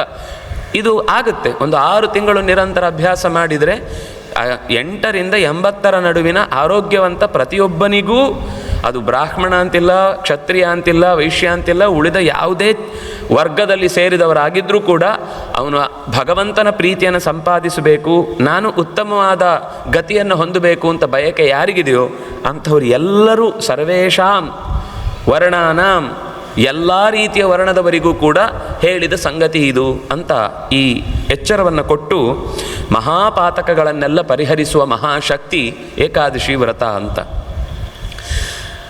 ಅದಕ್ಕೆ ಏನು ಅಂದರೆ ಅವರಿಗೆ ಒಂದು ಹರಿದಿನ ಅನ್ನುವ ದೃಷ್ಟಿಯಿಂದ, ಯಾಕೆಂದರೆ ದಶಮಿ 3 ದಿನಗಳ ಒಟ್ಟೈಗಿಸುವಿಕೆಯನ್ನು ಇದು ಒಂದು ಪೂರ್ಣ ವ್ರತ ಅಂತ ಹೇಳುವಂಥದ್ದು. ಬರೀ ಏಕಾದಶಿದು ಮಾತ್ರ ಅಲ್ಲ, ನಾವು ದಶಮಿಯ ದಿವಸ ಹೇಗೆ ಆಹಾರ ಸ್ವೀಕರಿಸ್ತೇವೆ ಅನ್ನೋದ್ರ ಮೇಲೆ ಏಕಾದಶಿ ಉಪವಾಸ ನಿಂತಿರುತ್ತೆ.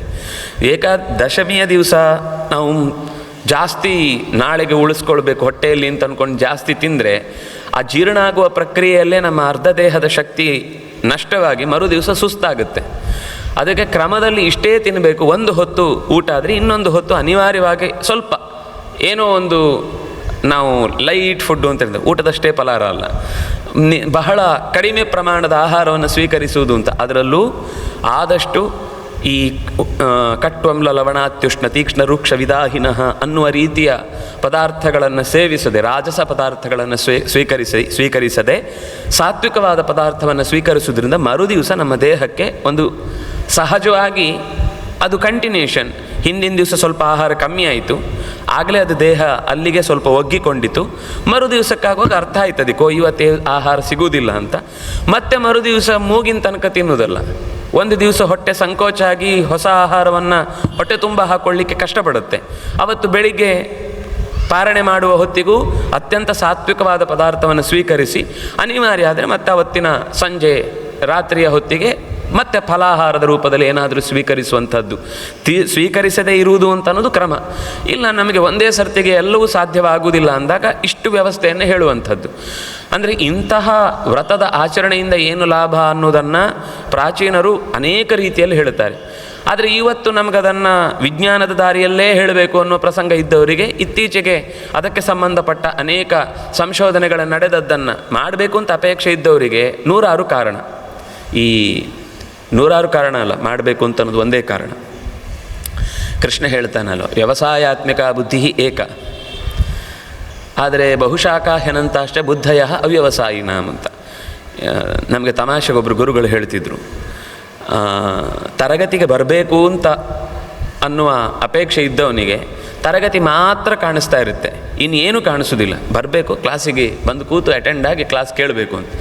ಮನಸ್ಸಿಲ್ಲ ಅಂತ ಬಂದ ತಕ್ಷಣವೇ ಸ್ವಲ್ಪ ಲಿಬರಲ್ ಆಗಿ ಅವರನ್ನು ಬೇಕಾದರೆ ಬನ್ನಿ ಬೇಡ ಆದರೆ ಬಿಡಿ ಅನ್ನೋ ರೀತಿಯ ಚೂರು ವಾತಾವರಣ ಕಂಡಿತು ಅಂದ ತಕ್ಷಣ 100 ಕಾರಣ ಸಿಗುತ್ತೆ. ಬರುವಾಗ ತಡ ಆಯಿತು, ಅಲ್ಲೇನೋ ಸಿಕ್ಕಲಿಲ್ಲ, ಇಲ್ಲೇನೋ ಊಟದ ವ್ಯವಸ್ಥೆಗೆ ನನಗೆ ಸರಿ ಹೋಗಲಿಲ್ಲ, ಹೊಟ್ಟೆ ಸರಿ ಇರಲಿಲ್ಲ, ತಲೆನೋ ಅವತ್ತೇ ಗೊತ್ತಾಗೋದು ತಲೆ ಇದೆ ಅಂತ. ಇಲ್ಲ ಅಂದರೆ ಅಷ್ಟು ದಿವಸದಲ್ಲಿ ತಲೆ ಇದೆ ಅನ್ನೋ ಎಚ್ಚರ ಇರೋದಿಲ್ಲ, ಆಗ ನೋವು ಬರುತ್ತೆ.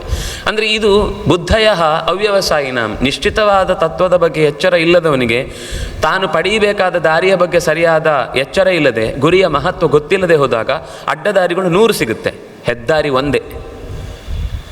ಹಾಗಾಗಿ ಏಕಾದಶಿಯ ವ್ರತದ ಉಪವಾಸದ ಮಹತ್ವ ಗೊತ್ತಿದ್ದು ಅದರ ದಾರಿಯಲ್ಲಿರುವ ಲಾಭವನ್ನು ಪರಿಚಯ ಮಾಡಿಕೊಂಡು ನನಗೆ ಮಾಡಬೇಕು ಅಂತ ಅನ್ನೋದು ಒಂದೇ ದಾರಿ.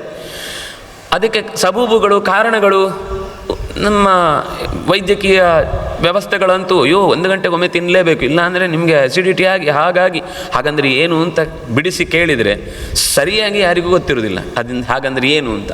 ಅದೇನೋ ತುಂಬ ದೊಡ್ಡ ರೋಗ ಅನ್ನುವ ರೀತಿಯಲ್ಲಿ ನಾವು ಅದನ್ನು ವರ್ತಿಸ್ತೇವೆ. ಅಂದರೆ ಏಕಾದಶಿಯ ವ್ರತದ ಮಹತ್ವ ನಮಗೆ ಅರ್ಥ ಆದರೆ ಖಂಡಿತ ಯಾರೂ ಬಿಡುವುದಿಲ್ಲ. ಅದು ದೈಹಿಕವಾದ ಆರೋಗ್ಯ ಒಂದು ಬಹಳ ಸಣ್ಣ ಕಾರಣ, ಮಾನಸಿಕವಾದ ಅದಕ್ಕಿಂತ ಸ್ವಲ್ಪ ದೊಡ್ಡ ಕಾರಣ. ಅದಕ್ಕಿಂತಲೂ ಹೆಚ್ಚು ನಮ್ಮ ಜ್ಞಾನದ ದಾರಿಗೆ ಅಥವಾ ಅಂತರಂಗದ ಭಕ್ತಿಗೆ ಸಂಬಂಧಪಟ್ಟಂತಹ ನಿಗ್ರಹದ ಇಂದ್ರಿಯಗಳ ಜಯದ ಕಾರಣಕ್ಕೆ ಬೇಕಾದ ಅತ್ಯಂತ ದೊಡ್ಡದಾದ ಲಾಭ ಅಲ್ಲಿಂದ ಇದೆ. ಎಲ್ಲದಕ್ಕಿಂತಲೂ ಹೆಚ್ಚು ಭಗವಂತನ ಪ್ರೀತಿ. ಈ ಕಾರಣಕ್ಕಾಗಿ ಅದನ್ನು ಮಾಡಬೇಕು ಅಂತ ಹೇಳಿ ಏಕಾದಶ್ಯಾಂ ಆಗ ನಾವು ಮಾಡಬೇಕಾದ ಪ್ರಾರ್ಥನೆ ಏನು? ಆ ದಿವಸ ನಾವು ಬೆಳಿಗ್ಗೆ ಮಿಂದು ದೇವರ ಮುಂದೆ ಕೂತಾಗ ಏಕಾದಶ್ಯಾಂ ನಿರಾಹಾರ ಸ್ಥಿತ್ವಾದ್ಯಾಹಂ ಪರೇಹನಿ ಭೋಕ್ಷ್ಯಾಮಿ ಪುಂಡರೀಕಾಕ್ಷ ಶರಣಂ ಮೇ ಭವಾಚ್ಯುತ. ಇಂದಿನಿಂದ ನಾಳೆ ಬೆಳಗಿನ ತನಕ ನಾನು ನಿರಾಹಾರನಾಗಿ ಇದ್ದು ನಿನ್ಗೋಸ್ಕರ ಆಹಾರ ಬಿಡ್ತಾ ಇದ್ದೇನೆ. ಯಾರ್ಯಾರಿಗೋಸ್ಕರನೂ ಏನೇನೋ ಬಿಡೋದಿಲ್ವ, ದುಶ್ಚಟಗಳನ್ನು ಬಿಡಬೇಕು. ನಾನು ನಿನಗೋಸ್ಕರ ಬಿಟ್ಟಿದ್ದೇನೆ. ನಾನು ನಿನಗೋಸ್ಕರ ಕೆಲವೊಮ್ಮೆ ಮನೆಯಲ್ಲೇ ಯಜಮಾನರಿಗೆ ಇಷ್ಟ ಆಗಲ್ಲ ಅಂತ ಹೆಂಡತಿ ಬಿಡ್ತಾಳೆ, ಹೆಂಡತಿಗೆ ಇಷ್ಟ ಆಗಲ್ಲ ಅಂತ ಕೆಲವೊಮ್ಮೆ ಯಜಮಾನರೇ ಬಿಡ್ತಾರೆ. ಇಷ್ಟ ಆಗಲ್ಲ ಅಂತ ಎಲ್ಲ ಬಿಡಲಿಕ್ಕಾಗಲ್ಲ, ಆದರೆ ಕೆಲವನ್ನಾದರೂ ತೋರಿಸ್ಬೇಕಾಗತ್ತೆ. ಅಂತಹ ಯಾವುದ್ಯಾವುದೋ ಕಾರಣಕ್ಕೆ ಏನೇನನ್ನೋ ಬಿಡುವಂತಹ ನಾವು ಒಂದು ದಿವಸ ಪಕ್ಷದಲ್ಲಿ ಭಗವಂತನ ಪ್ರೀತಿಗಾಗಿ ಶಾಸ್ತ್ರ ಹೇಳಿದ ದಾರಿಯನ್ನು ಅನುಸರಿಸಿ ಅದರಿಂದ ಸಾವಿರಾರು ಬಗೆಯ ಲಾಭಗಳನ್ನು ಮನಸ್ಸಿನಲ್ಲಿ ಹಿರಿಯರು ಹೇಳಿಕೊಟ್ಟ ಮೇಲೆ ನಾವು ಮಾಡಿದರೆ ಅದರಿಂದ ತುಂಬ ಪ್ರಯೋಜನಗಳಿವೆ. ಅದಕ್ಕಾಗಿ ಅವರು ಹೇಳಿದರು, ಭೋಕ್ಷ್ಯಾಮಿ ಪುಂಡರೀಕಾಕ್ಷ. ನಾಳೆ ಬೆಳಗ್ಗಿನ ಹೊತ್ತಿಗೆ ನಾನು ಸರಿಯಾಗಿ ನೋಡಿ ಎಷ್ಟು ಎಚ್ಚರ ಕೊಡ್ತಾರೆ ಅಂದರೆ ಮರು ದಿವಸ ತಡನೂ ಮಾಡಬಾರ್ದು ಅಂತ. ಈಗ ಉಪವಾಸ ಅಂದರೆ ಅದು ಶಿಕ್ಷೆ ಅಲ್ಲ, ಅದೊಂದು ದೇಹದ ಅನಿವಾರ್ಯವಾದ ಒಂದು ರಕ್ಷಣೆಗಾಗಿ ವ್ಯವಸ್ಥೆ ಮಾಡಿದ್ದು. ಮರುದಿವಸ ಬೆಳಿಗ್ಗೆ ನೀವು ತಡ ಮಾಡಿದರೆ ಅದು ತಪ್ಪು ಅಂತಾರೆ, ನೀವು ವ್ರತ ಮಾಡಿದ ಫಲ ಹೋಯಿತು ಅಂತ. ಸೂರ್ಯೋದಯ ಆಗಿ ಭಗವಂತನಿಗೆ ನಿವೇದಿಸಿ ಉಳಿದಂತೆ ಪ್ರಾಣನಿಗೆ ನಿವೇದಿಸಿದ ತಕ್ಷಣವೇ ಆಹಾರವನ್ನು ಸ್ವೀಕರಿಸಬೇಕು. ಇನ್ನು ಕೆಲವೊಮ್ಮೆ ಈ ಹರಿವಾಸರಗಳು ಇತ್ಯಾದಿ ಬಂದಾಗ ಅದು ಮುಗಿಯೋ ತನಕ ಕಾಯಬೇಕು ಅನ್ನೋದು ಬಿಟ್ಟರೆ ಉಳಿದಂತೆ ತಡ ಮಾಡುವುದರಲ್ಲಿ ನಮಗೆ ಏಕಾದಶಿ ಅಂದರೆ ಅವತ್ತು 12 ಗಂಟೆಗೆ ಊಟ, ಇಲ್ಲ ದ್ವಾದಶಿ ಅಂದರೆ 12 ಗಂಟೆಗೆ ಊಟ, ಇಲ್ಲ ಅಂದರೆ 3 ಗಂಟೆ 2 ಗಂಟೆ ಅಂತೆಲ್ಲ ಇರುತ್ತೆ. ಹಾಗಲ್ಲ, ಏಕಾದಶಿ ಅಂದರೆ ಸೂರ್ಯೋದಯ ಆಗಿ ಸ್ವಲ್ಪ ಹೊತ್ತಿಗೆ ಎಲ್ಲ ಅವತ್ತಿನ ನಿತ್ಯ ಕೈಂಕರ್ಯ. ಎಲ್ಲಿವರೆಗೆ ಅಂದರೆ ಅವತ್ತಿನ ಜಪಾನುಷ್ಠಾನಗಳಲ್ಲಿ ಸ್ವಲ್ಪ ಲೋಪ ಮಾಡಿದರೂ ತಪ್ಪಿಲ್ಲ, ಆಮೇಲೆ ಮಾಡ್ಕೊಳ್ಳಿ. ಪಾರಣೆಗೆ ತೊಂದರೆ ಮಾಡಬೇಡಿ. ದೇಹವನ್ನು ದಂಡಿಸುವುದು ಎಷ್ಟರಕ್ಕೋ ಅಷ್ಟು ಮಾತ್ರ ದಂಡಿಸಬೇಕು ಹೊರತು ಕಾರಣ ಇಲ್ಲದೆ ನನಗಿವತ್ತು ಯಾರದೋ ಮೇಲೆ ಕೋಪ ಬಂತು, ಉಪವಾಸ ಮಾಡಿದೆ, ಏನೂ ಲಾಭ ಇಲ್ಲ ಅಂದರು, ನಾನು ಇವತ್ತು ಊಟ ಮಾಡಲ್ಲ. ಮನೆಯಲ್ಲಿ ಮಕ್ಕಳು ಕೆಲವೊಮ್ಮೆ ತಾಯಿ ಹತ್ರನೋ ತಂದೆ ಹತ್ರನೋ ಅಥವಾ ಮನೆ ಪರಸ್ಪರದಲ್ಲೋ ಏನೋ ಜಗಳ ಆಗಿ ಊಟ ಮಾಡಲ್ಲ ಅಂತ. ಆದರೆ ಎಲ್ಲಿವರೆಗೆ ಹೇಳ್ತಾರೆ ಅಂದರೆ ಅದು ಅಕಸ್ಮಾತ್ ಏಕಾದಶಿ ಆಗಿಬಿಟ್ರೆ, ನೀವು ಊಟ ಮಾಡಲ್ಲ ಅಂತ ಗಲಾಟೆ ಮಾಡಿದ ದಿನ ಏಕಾದಶಿ ಆಗಿಬಿಟ್ರೆ, ನಿಮ್ಗೆ ಗೊತ್ತಿಲ್ಲ ಏಕಾದಶಿ ಅಂತ, ಅದಕ್ಕೂ ಒಂದು ವಿಶಿಷ್ಟವಾದ ಫಲ ಇದೆ ಅಂತ ಹೇಳ್ತಾರೆ. ತಿಳಿದು ಮಾಡಿದ್ದಕ್ಕೊಂದು ಫಲ ಇದೆ, ತಿಳಿಯದೆ ಮಾಡಿದ್ರೂ ಒಂದು ಫಲ ಇದೆ ಅಂತ ಒಂದು ಕಥೆ ಹೇಳುತ್ತೆ. ಅದು ಮುಂದೆ ಬರುತ್ತೆ, ನಾನು ಹಾಗೆ ಹೇಳ್ತೇನೆ. ಒಟ್ಟಂತೂ ಶರಣಮ್ಮೆ ಭವಾಚ್ಯುತ, ನನಗೆ ನೀನು ರಕ್ಷಕನಾಗು ಅಂತ ಕೇಳಿ ಮರುದಿವಸ ಬೆಳಗ್ಗೆ ಆಹಾರವನ್ನು ಸ್ವೀಕಾರ ಮಾಡುವ ಹೊತ್ತು ಭಗವಂತನ ಹತ್ರ ಅವತ್ತೂ ಪ್ರಾರ್ಥನೆ ಮಾಡಬೇಕು, ಮರುದಿವಸವೂ ಪ್ರಾರ್ಥನೆ ಮಾಡಬೇಕು. ಅಜ್ಞಾನ ತಿಮಿರಾಂಧಸ್ಯ ವ್ರತೇನಾನೇನ ಕೇಶವ ಪ್ರಸೀದ ಸುಮುಖೋ ಭೂತ್ವ ಜ್ಞಾನದೃಷ್ಟಿ ಪ್ರದೋಭವ. ಇಲ್ಲಿ ಕೇಳಿಕೊಳ್ಳುವಂತಹ ಪ್ರಾರ್ಥನೆ ಎಷ್ಟು ಚೆನ್ನಾಗಿದೆ ನೋಡಿ. ಅಜ್ಞಾನ ತಿಮಿರಾಂಧಸ್ಯ, ಅಜ್ಞಾನದ ಕತ್ತಲೆಯ ದೋಷಕ್ಕೆ ಒಳಗಾಗಿ ಕತ್ತಲೆಯಲ್ಲಿ ಹುಡುಕಾಟವನ್ನು ನಡೆಸ್ತಾ ಜ್ಞಾನವನ್ನೇ ಅಂದರೆ ದಾರಿಯನ್ನೇ ತಿಳಿಯದಾಗಿರುವಂತಹ ನನಗೆ ಅನೇನ ವ್ರತೇನ, ಹೇ ಕೇಶವ, ಎಲ್ಲ ರೀತಿಯ ದೋಷಗಳನ್ನು ಪರಿಹರಿಸುವ ಶಕ್ತಿಯುಳ್ಳಂತಹ ಓ ಭಗವಂತನೇ ಕೇಶವ, ಸುಮುಖ ಭೂತ್ವ ಮೇ ಜ್ಞಾನ ಪ್ರಸೀದ, ನನ್ನ ವಿಷಯದಲ್ಲಿ ಪ್ರಸನ್ನನಾಗು. ಸುಮುಖ ಭೂತ್ವ ಪ್ರಸೀದ, ಒಳ್ಳೆಯ ನಗುಮೊಗದಿಂದ ಸಂತೋಷದ, ಇವನನ್ನು ಕಾಪಿಡಬೇಕು ಅನ್ನುವ ಪ್ರೀತಿಯನ್ನು ತುಂಬಿದ ಮುಖದಿಂದ ನನ್ನ ಬಗೆಗೆ ಪ್ರಸನ್ನನಾಗು. ಅಷ್ಟೇ ಅಲ್ಲ, ಜ್ಞಾನ ದೃಷ್ಟಿ ಪ್ರದೋಭವ, ಹೊಸ ಕಣ್ಣು ಎನಗೆ ಹಚ್ಚಲಿಬೇಕು ಜಗದಂಬೆ ಅಂತ ದಾಸರು ಕೇಳುವಂತಹ ರೀತಿಯ ಮಾತು.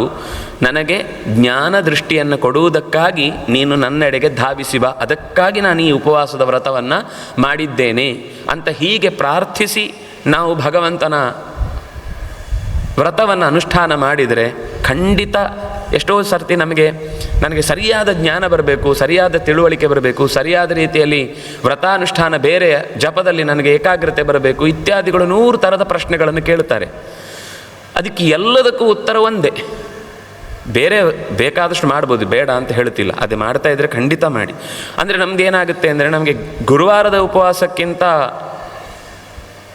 ಅಥವಾ ಶನಿವಾರದ ಉಪವಾಸ ಅಥವಾ ಮಂಗಳವಾರದ ಉಪವಾಸ ಅಥವಾ ಶುಕ್ರವಾರದ ಉಪವಾಸ ಇದಕ್ಕಿಂತ ಏಕಾದಶಿ ಕಡೆ ಆಗಬಾರ್ದು.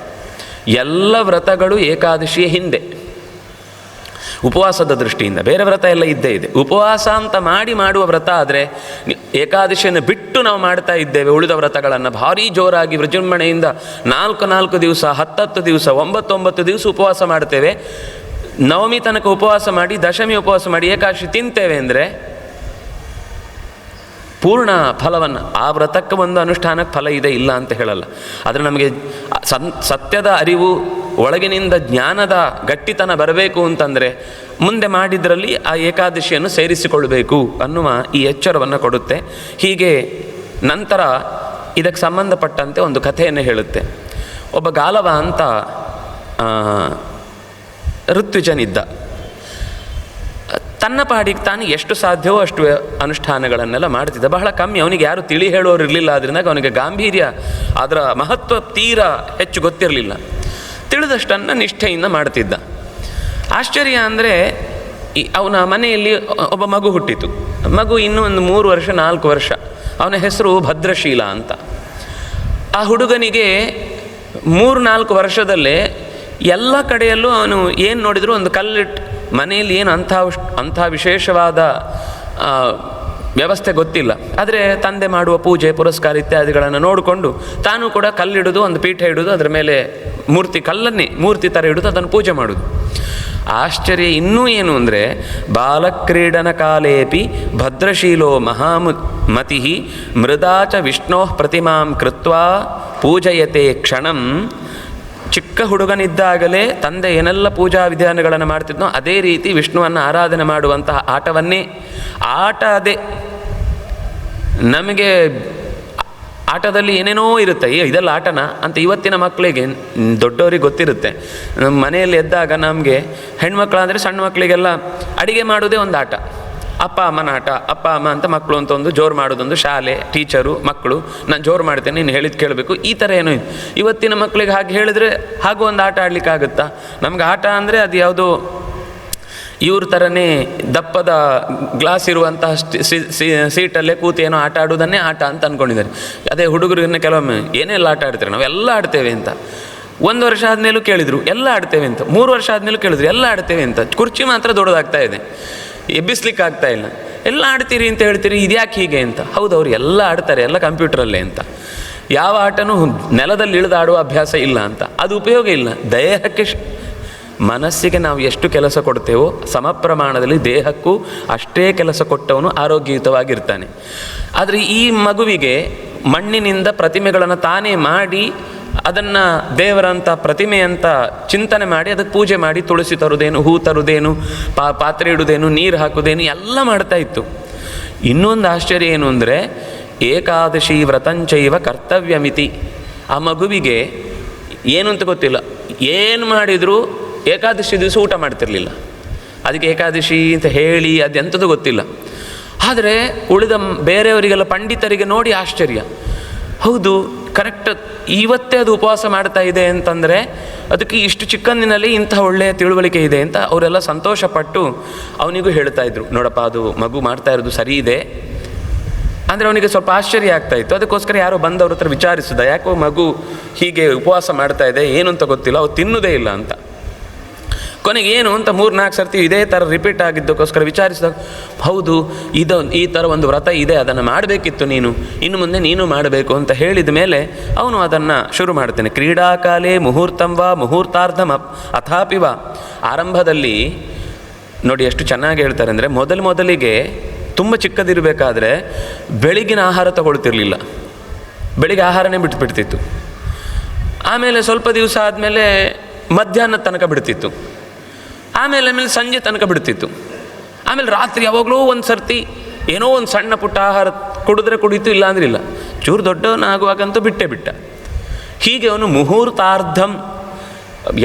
ನೀವು ಮಕ್ಕಳನ್ನು ನೋಡಿರ್ತೀರಿ ಸಾಮಾನ್ಯ, ಅದು ಒಂದು ಅರ್ಧ ಗಂಟೆಗೊಮ್ಮೆ ನನಗೆ ಹಾಲು ಬೇಕು ಅಂತ ಮಕ್ಕಳಿಗೆ ಇನ್ನು ಬಾಯಿ ಬರುವ ಮುಂಚೆ ಕಣ್ಣು ಬಿಟ್ಟು ಸ್ವಲ್ಪ ತೊಡೆಯಲ್ಲೇ ಓಡಾಡುವಾಗಲೂ ಈ ಮಗು ಹಾಗೇನೆ ಮುಹೂರ್ತಗಟ್ಟಲೆ ಕೆಲವೊಂದು ಸರ್ತಿ 48 ನಿಮಿಷ ಏನು ಕೇಳುವುದೇ ಇಲ್ಲ. ಕೊಳಗೊಂದು ಯಾಮ ಕಳೆಯಿತು. ಯಾಮದ ತನಕ ನೋಡಿ, ಆ ಹೊತ್ತಿನಲ್ಲಿ ಅಷ್ಟು ಹೊತ್ತಾದರೂ ನಿಗ್ರಹಿಸಿ ಉಪವಾಸ ಮಾಡಿದ್ದರ ಫಲ ಆ ಮಗುವಿಗೆ ಸಿಗ್ತಾ ಹೋಯಿತು. ಹಠ ಮಾಡಿ ಬೇರೆ ದಿವಸ ಎಲ್ಲ ಬಿಡದೆ ಅಮ್ಮನ ಮಡಿಲಲ್ಲಿ ಕೂತು ಆಹಾರ ಬೇಕು ಅಂತ ಹೇಳ್ತಾ ಇದ್ದ ಮಗು ಈ ಹೊತ್ತಿನಲ್ಲಿ ಒಂದು ಸರ್ತಿಯೂ ಕೇಳ್ತಿರ್ಲಿಲ್ಲ, ಹತ್ತಿರ ಬರ್ತಿರ್ಲಿಲ್ಲ. ಇದು ಕೊನೆಗೆ ದೊಡ್ಡವರು ಹೇಳಿದ ಮೇಲೆ ಆಶ್ಚರ್ಯ ಆಯಿತು. ಒಂದು ದಿವಸ ಆ ಹುಡುಗ ಸ್ವಲ್ಪ ದೊಡ್ಡವನು, ಆದರೆ ಅವನ ಸ್ಥಿತಿ ಹೇಗಿತ್ತು ಅಂದರೆ, ಹರಿಪೂಜಾ ಪರೋ ನಿತ್ಯಂ ಸರ್ವಭೂತ ಹಿತೇ ರತಃ ಏಕಾದಶಿ ವ್ರತಪರಃ ನಿಷಿದ್ಧಾಚಾರ ವರ್ಜಿತ. ಮಾಡಬಾರದು ಅಂತ ಮನೆಯಲ್ಲಿ ಹೇಳುವ ಮುಂಚೆ ಆತ ಹುಡುಗ ಅದನ್ನು ಮಾಡ್ತಿರ್ಲಿಲ್ಲ. ಉಳಿದ ಹುಡುಗರೆಲ್ಲ ಏನೇನೋ ಆಸೆ ಪಟ್ಟು ಏನೋ ತಪ್ಪು ಕೆಲಸಗಳನ್ನು ಮಾಡಿ ಬಂದರು, ಇವನು ಮಾಡಿದ್ರು ಬೈತಿರ್ಲಿಲ್ಲ. ಮಕ್ಕಳು ಅಂತ ಬಿಡ್ತಿದ್ರು, ಸ್ವಲ್ಪ ಅಷ್ಟು ಎಚ್ಚರ ಇತ್ತು ತಂದೆ ತಾಯಿಗಳಿಗೆ. ನಾವು ಕೆಲವೊಮ್ಮೆ ಇವತ್ತು ಮಾಡೋ ತಪ್ಪೇನೆಂದರೆ, ಕೆಲವೊಮ್ಮೆ ಮಕ್ಕಳು ಆ ತಪ್ಪು ಮಾಡಿದಾಗ ಕೆಲಸ ತಪ್ಪು ಅಂತ ಹೇಳಬೇಕು ಹೊರತು ಆ ಮಕ್ಕಳನ್ನೇ ತಪ್ಪು ಅಂತ ಹೇಳಬಾರ್ದು. ನಾವು ಮಾಡೋ ಕೆಲಸ ಏನು ಅಂದರೆ, ನೀನು ಮಾಡಿದ ಕೆಲಸದಿಂದ ಎಂಥ ಅನರ್ಥ ಆಗುತ್ತೆ ನೋಡು, ನೀನು ಇಷ್ಟ ಆದ್ರಿಂದಾಗಿ ನಿನಗೆ ಅದನ್ನು ಹೇಳ್ತಾ ಇರೋದು. ನಮಗೆ ಇವತ್ತೇನಾಗುತ್ತೆ ಅಂದರೆ, ಮನೆಯಲ್ಲಿ ಯಾವಾಗ ನೋಡಿದರೂ ಬೈತಾನೇ ಇರ್ತಾರೆ ಅಂತ ಯಾವುದೇ ಮಕ್ಕಳ ಹತ್ರ ಕೇಳಿ, ಸಾಮಾನ್ಯವಾಗಿ. ಇನ್ನು ಕೆಲವೊಮ್ಮೆ ಒಳ್ಳೆ ಮಕ್ಕಳು ಇರ್ತಾರೆ, ಏನು ಎಕ್ಸೆಪ್ಷನ್ಗಳು. ಸಹಜವಾಗಿ ಹೊರಗಡೆ ಬಂದ ತಕ್ಷಣವೇ ನಮ್ಮ ಅಪ್ಪ ಅಮ್ಮ ಯಾವಾಗಲೂ ಬೈತಿರ್ತಾರೆ ಅಂತ, ಏನು ಕೇಳಿದ್ರು ಬೈತಿರ್ತಾರೆ ಅಂತ. ಯಾಕೆ ಹಾಗಾಗುತ್ತೆ ಅಂದರೆ, ಬೈತಾ ಇರುವುದರ ಉದ್ದೇಶವನ್ನು ನಾವು ಹೇಳುವುದಿಲ್ಲ. 2-3 ಸಮಸ್ಯೆ. ಒಂದು, ಅವರು ಯಾವ ರೀತಿ ರಿಯಾಕ್ಟ್ ಆಗ್ತಾರೆ ಅಂತ ಅನ್ನೋದು ನೋಡೋದಿಲ್ಲ. ನಾನು ಅಧಿಕಾರದಲ್ಲಿರೋನು ಬೈಬೇಕು ಅನ್ನೋದನ್ನು ಮಾತ್ರ ಯೋಚನೆ ಮಾಡ್ತೀವಿ. ಸೈಕಾಲಜಿ ಅನ್ನೋದನ್ನು ಯೋಚಿಸಿ ನಾವು ಸಂದರ್ಭವನ್ನು ಗಮನಿಸಿ ಬೈಯುವುದನ್ನು ಇಟ್ಟುಕೊಳ್ಬೇಕು. ಒಂದು ಕಾಲ ಇತ್ತು, ನಾವೆಲ್ಲ ಇರಲಿಲ್ವಾ, ನಾವು ದೊಡ್ಡವರು ಬಂದರೆ ಕೂತ್ಕೊಳ್ತಿರ್ಲಿಲ್ಲ, ಅವಲ್ಲೆಲ್ಲೋ ಬಂದರೂ ನಿಲ್ತಿದ್ವಿ. ಅವರದ್ದೊಂದು ಚೇರ್ ಇದ್ದರೆ ಅದರ ಚೇರ್ನ ಹತ್ತಿರವೂ ಹೋಗ್ತಿರ್ಲಿಲ್ಲ. ಕೂತ್ಕೊಳ್ಳೋದು ಬಿಡಿ, ಅವ್ರು ಇಲ್ಲದೆ ಇದ್ದಾಗ ಕೂಡೋದಲ್ಲ, ಆ ಚೇರ್ನ ಹತ್ತಿರವೂ ಹೋಗ್ತಿರ್ಲಿಲ್ಲ ಅಂತ ನಮ್ಮದೆಲ್ಲ ಆ ಥರದ ನಿಯಮ ಇತ್ತು. ಏನು ಈ ಮಕ್ಕಳಿಗೆ ಹೀಗೆ ಅಂತ ಇವತ್ತಿನ ಪೀಳಿಗೆಯ ಮಂದಿ ಸ್ವಲ್ಪ ಬೈದು ಮಾತಾಡೋದಿದೆ. ಕಾಲ ಹೋದ ಹಾಗೆ ಇವತ್ತಿನ ವಾತಾವರಣ ಬದಲಾದ ಹಾಗೆ ನಾವು ಅದಕ್ಕೆ ಮಕ್ಕಳ ಜೊತೆಗಿನ ವ್ಯವಹಾರವನ್ನು ಅರ್ಥ ಮಾಡಿಕೊಂಡು ಸರಳವಾಗಿ ವರ್ತಿಸಿದರೆ ಮಾತ್ರ ಅವುಗಳಿಂದ ನಾವು ಸರಿಯಾದ ಪ್ರತಿಕ್ರಿಯೆಯನ್ನು ನಿರೀಕ್ಷಿಸುವುದು ಸಾಧ್ಯ. ಕೂತು ಹೇಳಿದರೆ, ಸಮಾಧಾನದಿಂದ ಹೇಳಿದರೆ, ತಿಳಿದು ಹೇಳಿದರೆ, ಅವರಿಗೆ ಅರಿವಾಗುವಂತೆ ಮಾಡಿದರೆ ಸುಮಾರು ಒಂದು 75% ಸಮಸ್ಯೆಗಳು ಪರಿಹಾರ ಆಗುತ್ತೆ. ಇನ್ನು ಕೆಲವೊಮ್ಮೆ ಮಕ್ಕಳ ಸ್ವಭಾವವೇ ಆಗಿರುತ್ತೆ. ನಾನು 100ಕ್ಕೆ 100 ಎಲ್ಲವೂ ನಮ್ಮದೇ ಮಾತುಗಳಿಂದ ಅನರ್ಥ ಆಗಿದೆ. ಕೆಲವೊಮ್ಮೆ ಅಲ್ಲಿಂದ ರಿಯಾಕ್ಟ್ ಆಗುವ ವಿಷಯದಲ್ಲಿ ಅವುಗಳಲ್ಲಿ ಸ್ವಭಾವವೇ ಬದಲಾಯಿಸಲಾಗದ್ದು ಅಂತಂದಾಗ ಏನು ಮಾಡಲಿಕ್ಕಾಗೋದಿಲ್ಲ. ಆದರೆ ಚಿಕ್ಕಂದಿನಿಂದ ಡೀಲ್ ಮಾಡುವ, ಹ್ಯಾಂಡ್ಲ್ ಮಾಡುವ ರೀತಿಯನ್ನು ನಾವು ಅರ್ಥ ಮಾಡಿಕೊಳ್ಳದೆ ಹೋಗೋದ್ರಿಂದಲೇ ಎಷ್ಟೋ ಸರ್ತಿ ಏನು ಆ ಪೂಜೆಯ ಹೊತ್ತಿಗೆ ಬರಲಿಕ್ಕಾಗಲ್ವ ಅಥವಾ ಇನ್ನೇನೋ ಕಾರ್ಯಕ್ರಮಕ್ಕೆ ಇರಲಿಕ್ಕಾಗಲ್ವ ಅಂತಲೇ ಹೇಳೋದು ಹೊರತು, ನೋಡು ಪೂಜೆಯ ಸಮಯದಲ್ಲಿ ಇದ್ದರೆ ಎಲ್ರಿಗೂ ಒಳ್ಳೆದು, ನಾವೆಲ್ಲ ಮನೆಯವರು ಒಟ್ಟಿಗಿದ್ದಾಗ ನೀನು ಇರಬೇಕು. ನಾವೇ ಆ ಸಂದರ್ಭದಲ್ಲಿ ಮಕ್ಕಳಿಗೆ ಅರ್ಥ ಆಗೋ ಸಮಯದಲ್ಲಿ ನೀನು ಟ್ಯೂಷನಿಗೆ ಹೋಗು, ನೀನು ಶಾಲೆಗೆ ಹೋಗು, ನೀನು ಅದಕ್ಕೆ ಹೋಗು, ಬೇರೆ ಯಾವುದ್ಯಾವುದಕ್ಕೂ ಬೇಕಾದ ರಜೆ ಹಾಕಿಸ್ತೇವೆ. ಮನೆಯಲ್ಲಿ ನಡೆಯೋ ಒಂದು ಒಳ್ಳೆಯ ಕರ್ಮಕ್ಕೆ ನಾವು ರಜೆ ಹಾಕಿಸಿ ಮಕ್ಕಳ ಜೊತೆಗಿರಲ್ಲ. ಇನ್ನು ನಾವು ಶಾಲೆಯವರಿಗೂ ಹೇಳಲ್ಲ.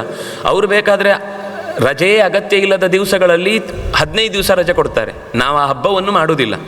ಆದರೆ ನಮ್ಮ ಮನೆಯಲ್ಲೇ ಹಬ್ಬ ಇದ್ದಾಗ 3 ದಿವಸ 4 ದಿವಸನೇ ಇರುವ ಹಬ್ಬ, ಮಧ್ಯದಲ್ಲಿ 1 ದಿವಸ ಮಾತ್ರ ರಜೆ. ಉಳಿದ ದಿವಸ ಮನೇಲಿ ಹೆಣ್ಮಕ್ಳು ತಯಾರು ಮಾಡ್ಕೊಳ್ಬೇಕು, ಹೆಣ್ಣು ಹುಡುಗಿಯರು ತಯಾರು ಮಾಡ್ಕೊಳ್ಬೇಕು, ಮಕ್ಕಳೇ ತೋಟಕ್ಕೆ ಹೋಗಿ ಇನ್ನೇನೋ ಸಪ್ಪುಗಳನ್ನು ತರೋದು, ಅದು ಇದು ಎಲ್ಲ ಇರುತ್ತೆ. ಇದೆಲ್ಲ ಹೊರಟು ಹೋಗಿ ಕೊನೆಗೆಲ್ಲ ಅಂಗಡಿಯಿಂದ ತರೋದೆ. ಮಕ್ಕಳೆಲ್ಲ ಹೋಗಲಿ, ಮಕ್ಕಳೆಲ್ಲ ಬೇಡ. ಅವರಿಗೆ ಮನೆಯಲ್ಲಿ ಏನಾಗುತ್ತೆ, ನಾಳೆ ಅವರಿಗೆ ಜವಾಬ್ದಾರಿ ಬಂದು ಅದನ್ನೇನೋ ಮಾಡಬೇಕು ಅಂತ ಹೇಳಿದಾಗ ಏನು ಮಾಡಬೇಕು? ಆಮೇಲೆ ನಮಗೆಲ್ಲ ದೊಡ್ಡವರು ಏನು ಹೇಳ್ಕೊಡ್ಲಿಲ್ಲ ಅಂತ ಅವರು ದೊಡ್ಡವರನ್ನು ಬೈಕೊಳ್ತಾರೆ ಹೊರತು ದೊಡ್ಡವರು ಮಕ್ಕಳನ್ನು ಬೈಯೋದು. ನಾವು ಹೇಳಿದ್ದಕ್ಕೆ ಯಾವುದಕ್ಕೂ ಕೇಳಲ್ಲ ಅಂತ ಹೇಳ್ಕೊಡುವಾಗ ಹೇಳ್ಕೊಟ್ಟಿಲ್ಲ, ಆಮೇಲೆ ಹೇಳಿದಾಗ ಅವ್ರಿಗೆ ಮಾಡಲಿಕ್ಕೆ ಅದರ ಬಗ್ಗೆ ಆಸಕ್ತಿ ಇಲ್ಲ. ಯಾಕೆಂದರೆ ಶಾಲೆಯ ವಾತಾವರಣವೇ ಬೇರೆ ಇರುತ್ತೆ. ಯಾಕೆಂದರೆ ಅಲ್ಲಿ ನಮಗೆ ಧರ್ಮಾತೀತ ಅಂತಲ್ಲ, ಯಾವುದನ್ನು ಹೇಳ್ಕೊಡಲ್ಲ, ಏನನ್ನೂ ಹೇಳ್ಕೊಡಲ್ಲ. ಅದರಿಂದಾಗಿ ಒಂದು ಹಂತದಲ್ಲಿ ಸಂಬಂಧ ಹಾಳಾಗ್ತಾ ಹೋಗುತ್ತೆ. ಆ ಮಗುವಿಗೆ, ಆ ಉಳಿದ ಹುಡುಗರು ಈ ಮಗುವಿನ ವರ್ತನೆಯಿಂದ ಅವರೂ ಕೂಡ ಅವರವರ ಮನೆಯಲ್ಲೆಲ್ಲ ಬದಲಾಗಿಬಿಟ್ರು. ತಂದೆ ಒಂದು ದಿವಸ ಆ ಮಗುವನ್ನು ಕೇಳಿದರು, ಯಾವುದೇ ಕೆಟ್ಟ ಕೆಲಸ ಮಾಡ್ತಾ ಇಲ್ಲ, ತುಂಬ ಏನಾದರೂ ನಮಗೆ ಇವತ್ತಿನ ಮಕ್ಕಳಿಗೆ ಏನಾದರೂ ನಾವು ಕೇಳಿದ ತಕ್ಷಣ ಕೊಡಿಸ್ಲಿಲ್ಲ ಅಂದರೆ ಅವುಗಳು ಜಗಳ ಆಡ್ತವೆ. ಕೇಳಿದ ತಕ್ಷಣ ಕೊಡಿಸೋದು ಅಂತ ಇವತ್ತೊಂದು ಸಮಸ್ಯೆ ನಮ್ಮದು. ಕೊಡಿಸಿ ಮಕ್ಕಳಿಗೆ ಒಂದು ಜೀವನದಲ್ಲಿ ಏನಿರುತ್ತೆ ಅಂದರೆ ನಾವು ಏನು ಕೇಳಿದ್ರೂ ಯೋಚನೆ ಮಾಡಿದ ತಕ್ಷಣ ಸಿಗುತ್ತೆ ಅಂತ ಅನ್ನೋದೇ ಅಭ್ಯಾಸ ಆಗಿರುತ್ತೆ. ವಿದ್ಯಾಭ್ಯಾಸ ಮುಗಿಸಿ ಹೊರಗೆ ಬಂದ ತಕ್ಷಣ ಒಂದು ವಾರ ಯಾವುದೋ ಒಂದು ಕೆಲಸಕ್ಕೆ ಅರ್ಜಿ ಹಾಕಿದ್ದು ವಾಪಸ್ ರಿಪ್ಲೈ ಬರಲಿಲ್ಲ ಅಂದರೆ ಡಿಪ್ರೆಷನಿಗೆ ಹೋಗ್ಬಿಡ್ತಾರೆ. ಯಾಕೆಂದರೆ ಮನೆಯಲ್ಲಿ ಕೇಳಿದ್ದೆಲ್ಲವೂ ಸಿಕ್ಕಿ ಅಭ್ಯಾಸ ಆಗಿದ್ದರಿಂದ ಹೊರಗಡೆಯಿಂದ ನಾವು ಅಂದ್ಕೊಂಡ ಹಾಗೆ ಲೈಫ್ ಇರೋದಿಲ್ಲ, ಬೇರೆ ಥರದ್ದೇ ಒಂದು ಪ್ರಪಂಚ ಇದೆ ಅನ್ನೋದು ಅರ್ಥ ಆಗದೇ ಇರೋದ್ರಿಂದ ಬಹಳ ಕಷ್ಟಪಡ್ತಾರೆ. ಹಾಗೆ ಅಂತ ಹೇಳಿ ಕೊಡದೇ ಇರಬಾರ್ದು ಅಂತ ಹೇಳೋದಲ್ಲ.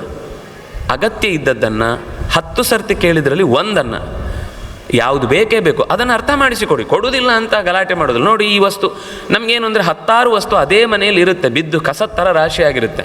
ನಾವು ಅದನ್ನು ಯೋಚಿಸುವುದೇ ಇಲ್ಲ. ನೀನು ಹಿಂದೆ ಒಂದು ಸರ್ತಿ ತಂದು ಮನೆಯಲ್ಲೇ ಅದು ಕೊಳಿತಾ, ನೀನು ಅದನ್ನು ಆಟ ಆಡ್ತಾ ಇದ್ದೆ, 2 ದಿವಸ ತಂದು ಅದು ಬಣ್ಣ ಇದ್ದಾಗ ಉಪಯೋಗಿಸ್ತಾ ಇದ್ದಿ, ಈಗ ಅದು ಬಿಟ್ಟಾಯಿತು. ಈಗ ಇದೂ ಕೂಡ ತಂದರೆ ಹಾಗೆ ಅಲ್ವಾ ಹಾಳು, ಪ್ರಕೃತಿಗೆ ಹಾಳು. ಪ್ಲಾಸ್ಟಿಕ್ ಉಪಯೋಗ, ಆಟದ ಸಾಮಾನು ಅಂದರೆ ಇವತ್ತು ಪ್ಲಾಸ್ಟಿಕ್ ಇದ್ದೆ. 2ನೇ ಕಾರಣ ಅದು ಪೂರ್ತಿ ಚೀನಾದ್ದೇ. 3ನೇದು ಅದರಿಂದ 4 ದಿವಸಕ್ಕೆ ಅದು ಉಪಯೋಗಿಸಿ ಹಾಳಾಗುವಂಥದ್ದು, ದುಡ್ಡು ದಂಡ. ಇದೆಲ್ಲ ನಾವು ಮಕ್ಕಳಿಗೆ ನಿಧಾನಕ್ಕೆ ಸ್ವಲ್ಪ ಅರ್ಥ ಮಾಡಿಸಿದರೆ ಖಂಡಿತ ಕೇಳ್ತಾರೆ. ಚಿಕ್ಕ ಮಕ್ಕಳಿಗೆ ಬಿಡಿ, ಬಣ್ಣದ ಬೇರೆ ರೀತಿಯಾದ ಪದಾರ್ಥಗಳನ್ನೇನಾದರೂ ಕೊಟ್ಟು ನಾವು ವ್ಯವಸ್ಥೆ ಮಾಡಿದರೆ ಅರ್ಥ ಆಗುತ್ತೆ. ಆ ಹುಡುಗ ಮನೆಯಲ್ಲಿ ಏನಾದರೂ ಬೇಡ ಹೇಳಿದರೆ ನಿರ್ದ್ವಂದ್ವ, ಆಯಿತು ನೀವು ಬೇಡ ಅಂತ ಹೇಳಿದರೆ ಬೇಡ, ಕೊಡಿಸ್ತೇನೆ ಅಂದರೆ ಕೊಡಿಸ್ತೇನೆ. ಈ ರೀತಿ ಒಂದು ಸಮಚಿತ್ತತೆಯಿಂದ ಇಟ್ಟುಕೊಂಡ ಈ ಮಗುವಿನ ಸ್ವಭಾವವನ್ನು ಕಂಡು ಅಪ್ಪನಿಗೆ ತುಂಬ ಆಶ್ಚರ್ಯ ಆಗುತ್ತೆ. ಅಂದರೆ ನಾನು ಯಾವುದಕ್ಕೂ ಹೆಚ್ಚು ತಿದ್ದುವ ಪ್ರಯತ್ನ ಮಾಡಲಿಲ್ಲ. ಅಂದರೆ ಯಾವತ್ತೂ ಒಂದೇನು ಅಂದರೆ ಮನೆಯಲ್ಲಿ ತಂದೆ ತಾಯಿಗಳು ಜಗಳ ಗಂಟರಾಗ್ತಾ ಇದ್ದರೆ ಮಕ್ಕಳು ತನ್ನಿಂದ ತಾನೇ ಜಗಳ ಗಂಟರೇ ಆಗ್ತಾರೆ. ಅವರು ಒಬ್ಬರೇ ಇರಲಿ ಇಬ್ಬರು ಇರಲಿ. ಶಾಲೆಯಲ್ಲಿ ಅಧ್ಯಾಪಕರಾದವರಿಗೆ ಬಹಳ ಬೇಗ ಗೊತ್ತಾಗ್ಬಿಡುತ್ತೆ ಮಕ್ಕಳ ಮನಸ್ಥಿತಿ, ಮನೆ ಸ್ಥಿತಿ ಏನು ಅಂತ.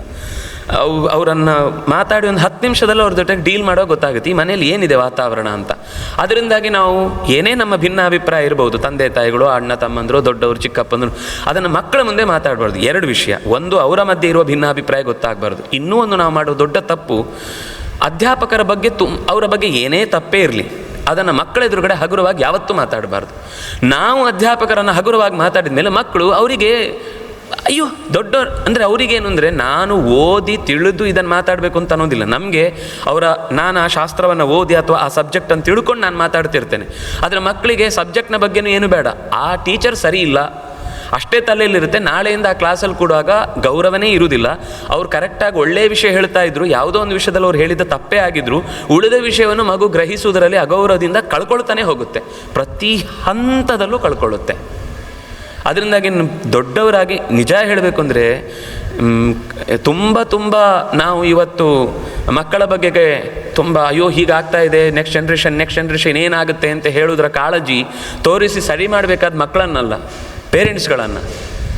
ಯಾಕೆಂದರೆ ಸಮಸ್ಯೆ ಇರೋದು ಅಲ್ಲಿಂದ, ಆ ಸಮಸ್ಯೆ ಮಕ್ಕಳ ಕಡೆಯಿಂದ ಪ್ರತಿಫಲಿಸ್ತಾ ಇರುತ್ತೆ.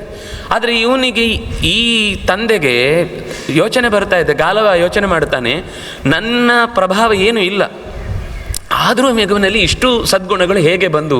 ಅವನ ಹತ್ರನೇ ಕೂತ್ಕೊಂಡು ಒಂದು ದಿವಸ ಕೇಳ್ತಾನೆ, ಭದ್ರಶೀಲಂ ಮಹಾಮತಿಂ, ಗಾಲವ ಕೇಳ್ತಾನೆ, ಕಸ್ತ್ವಂ ಪೂರ್ವಂ ಮಹಾಭಾಗ, ಇದು ಎಲ್ಲಿಂದ ನಿನಗೆ ಇಷ್ಟೆಲ್ಲ? ಕೆಲವೆಲ್ಲ ನಾನು ಹೇಳಿಕೊಟ್ಟೇ ಇಲ್ಲ. ಎಷ್ಟು ನ್ಯಾಯಯುತವಾದ ಮಾತು, ಎಷ್ಟು ಸಾಮಾಜಿಕವಾದ ಬದ್ಧತೆಯ ಮಾತು, ಎಷ್ಟು ಊರಿನ ಜನಕ್ಕೆ ತೊಂದರೆ ಆಗುತ್ತೆ ಅಂತನ್ನುವ ಮಾತುಗಳನ್ನು ಈ ಹುಡುಗ ಆಡುವುದನ್ನು ನೋಡಿ ನಿನಗಿದೆಲ್ಲ ಹೇಗೆ ಗೊತ್ತಾಯಿತು? ಏನಿದರ ಹಿಂದಿನ ಮರ್ಮ ಅಂತ ಅಪ್ಪ ಒಂದು ದಿವಸ ಕೇಳ್ತಾನೆ. ಆಗ ಅವನು ಹೇಳ್ತಾನೆ, ನಾನು ಹಿಂದೆ ಒಬ್ಬ ಅತ್ಯಂತ ದುಡುಕನಾದಂತಹ ಒಬ್ಬ ದರೋಡೆಕೋರನ ರೀತಿ ಬದುಕಿದ್ದೆ. ಸಿಕ್ಕಿದವರನ್ನೆಲ್ಲ ನಾನು ಹತ್ಯೆ ಮಾಡಿ, ಅನ್ಯಾಯ ಮಾಡಿ ನನ್ನ ಜೀವನವನ್ನು ಸಾಗಿಸ್ತಾ ಇದ್ದೆ. ಯಾರೇ ಕಂಡರೂ ಕೂಡ, ಎಲ್ಲೇ ಕಂಡರೂ ಕೂಡ ಅವರನ್ನು ಹೊಡೆದು ಬಡಿದು ಕಿತ್ತುಕೊಂಡೇ ಅಭ್ಯಾಸ ನನಗೆ. ಹೀಗೆ ಬೇಟೆಯಾಡಿ ಆ ಪ್ರಾಣಿಗಳನ್ನು ಹಿಡಿದು ಯಾರ್ಯಾರಿಗೂ ಮಾರುವುದು ಇತ್ಯಾದಿಗಳನ್ನು ಮಾಡ್ತಿದ್ದೆ. ಒಂದು ಸರ್ತಿ ಯಾವುದೋ ಒಂದು ಕಾಡಿಗೆ ಅನಿವಾರ್ಯವಾಗಿ ಹೋಗಿದ್ದೆ. ಹೋಗಿ ಕ್ಷುತ್ ಹಸಿವು ಬಾರೇಕೆಂದು ತುಂಬ ಒದ್ದಾಡ್ತಾ ಇದ್ದೆ. ತುಂಬ ಆಯಾಸ ಆಗಿತ್ತು. ಅದರಿಂದಾಗಿ ಏನು ಮಾಡುವುದು ಅಂತ ಗೊತ್ತಾಗದೆ ಆ ಒಂದು ನದಿಯ ದಂಡೆಯಲ್ಲೇ ಹಾಗೆ ಮಲ್ಕೊಂಡೆ. ಸುಮಾರು ಹೊತ್ತಾಯಿತು, ಎಚ್ಚರ ಆಯಿತು. ಎಚ್ಚರ ಆದಾಗ ಎದುರುಗಡೆ ಒಂದಿಷ್ಟು ಯಾರೋ ನನ್ನನ್ನು ಹಿಡಿಲಿಕ್ಕೆ ಅಂತ ಬಂದಂತಹ ಸೇನೆಯವರಿದ್ದರು. ನಾನು ಯಾವುದೋ ತಪ್ಪು ಕೆಲಸ ಮಾಡಿದ್ದಕ್ಕೆ ನನ್ನನ್ನು ಹಿಡಿಬೇಕು ಅಂತ ಬಂದಿದ್ದರು. ಆ ಸೇನೆಯ ಜನ ಎಲ್ಲ ನನ್ನ ಎದುರುಗಡೆ ಬಂದಿದ್ದರು. ನನಗೆ ಭಯ ಆಯಿತು, ಏನು ಮಾಡಬೇಕು ಅಂತ ಗೊತ್ತಾಗಲಿಲ್ಲ. ನನ್ನನ್ನು ಹಿಡಿದು ಶಿಕ್ಷೆಗೆ ಒಳಪಡಿಸಬೇಕು ಅಂತ ಅವರಲ್ಲಿಲ್ಲೇ ಮಾತಾಡಿಕೊಂಡ್ರು. ಆಮೇಲೆ ಹೇಗೋ ಕಷ್ಟಪಟ್ಟು ಆ ಶಿಕ್ಷೆಯನ್ನು ಅನುಭವಿಸುವ ಸಂದರ್ಭದಲ್ಲೇ ಏಕಾದಶ್ಯಾಂ ನಿರಾಹಾರ ಸರ್ವಪಾಪೈ ಪ್ರಮುಚ್ಯತೆ ಏಷ ರೇವಾ ತಟೇ ರಮ್ಯೆ ನಿರಾಹಾರೋ ಹರಿರ್ದಿನೆ ಜಾಗರಂ ಚೋಪವಾಸಂಚ ಕೃತ್ವಾ ನಿಷ್ಪಾಪತಾಂಗತಃ. ಅವನು ಯಾವತ್ತು ಬಿದ್ದಿದ್ನೋ ಎಚ್ಚರ ತಪ್ಪಿ ಶ್ರಾಂತನಾಗಿ ಆ ನದಿಯ ದಂಡೆಯಲ್ಲಿ, ಆ ಸೇನೆಯವರು ಬರುವ ತನಕವೂ ಕೂಡ ಅಲ್ಲೇ ಒಂದಿಷ್ಟು ಜನ ಏನೋ ಅವ್ರವ್ರ ಪಾಡಿಗೆ ಭಜನೆ ಮಾಡ್ತಾಯಿದ್ರು. ಇವನು ಸುಮ್ಮನೆ ಕೂತಿದ್ದೆ. ಇವನಿಗೆ ಅದರಲ್ಲಿ ಏನೂ ಇನ್ವಾಲ್ವ್ಮೆಂಟ್ ಇಲ್ಲ. ಆದರೆ ಅದೇ ತಡಿಯಲ್ಲಿ ಕೂತಿದ್ದ. ಅವರ ಎಲ್ಲ ಕೆಲಸಗಳಲ್ಲೂ ತಾನು ಕಿವಿಯಾಗಿದ್ದ. ಆಹಾರ ಸ್ವೀಕರಿಸ್ಲಿಕ್ಕೆ ಆಗಲೇ ಇಲ್ಲ ಅವನಿಗೆ. ದೇಹದಲ್ಲೂ ಶ್ರಾಂತಿ ಇತ್ತು, ಎದ್ದೇಳಲಿಕ್ಕೂ ಆಗ್ತಿರಲಿಲ್ಲ. ಅಂಥ ದಿವಸದಲ್ಲೇ ಅವನಿಗೆ ಶಿಕ್ಷೆ ಆಯಿತು.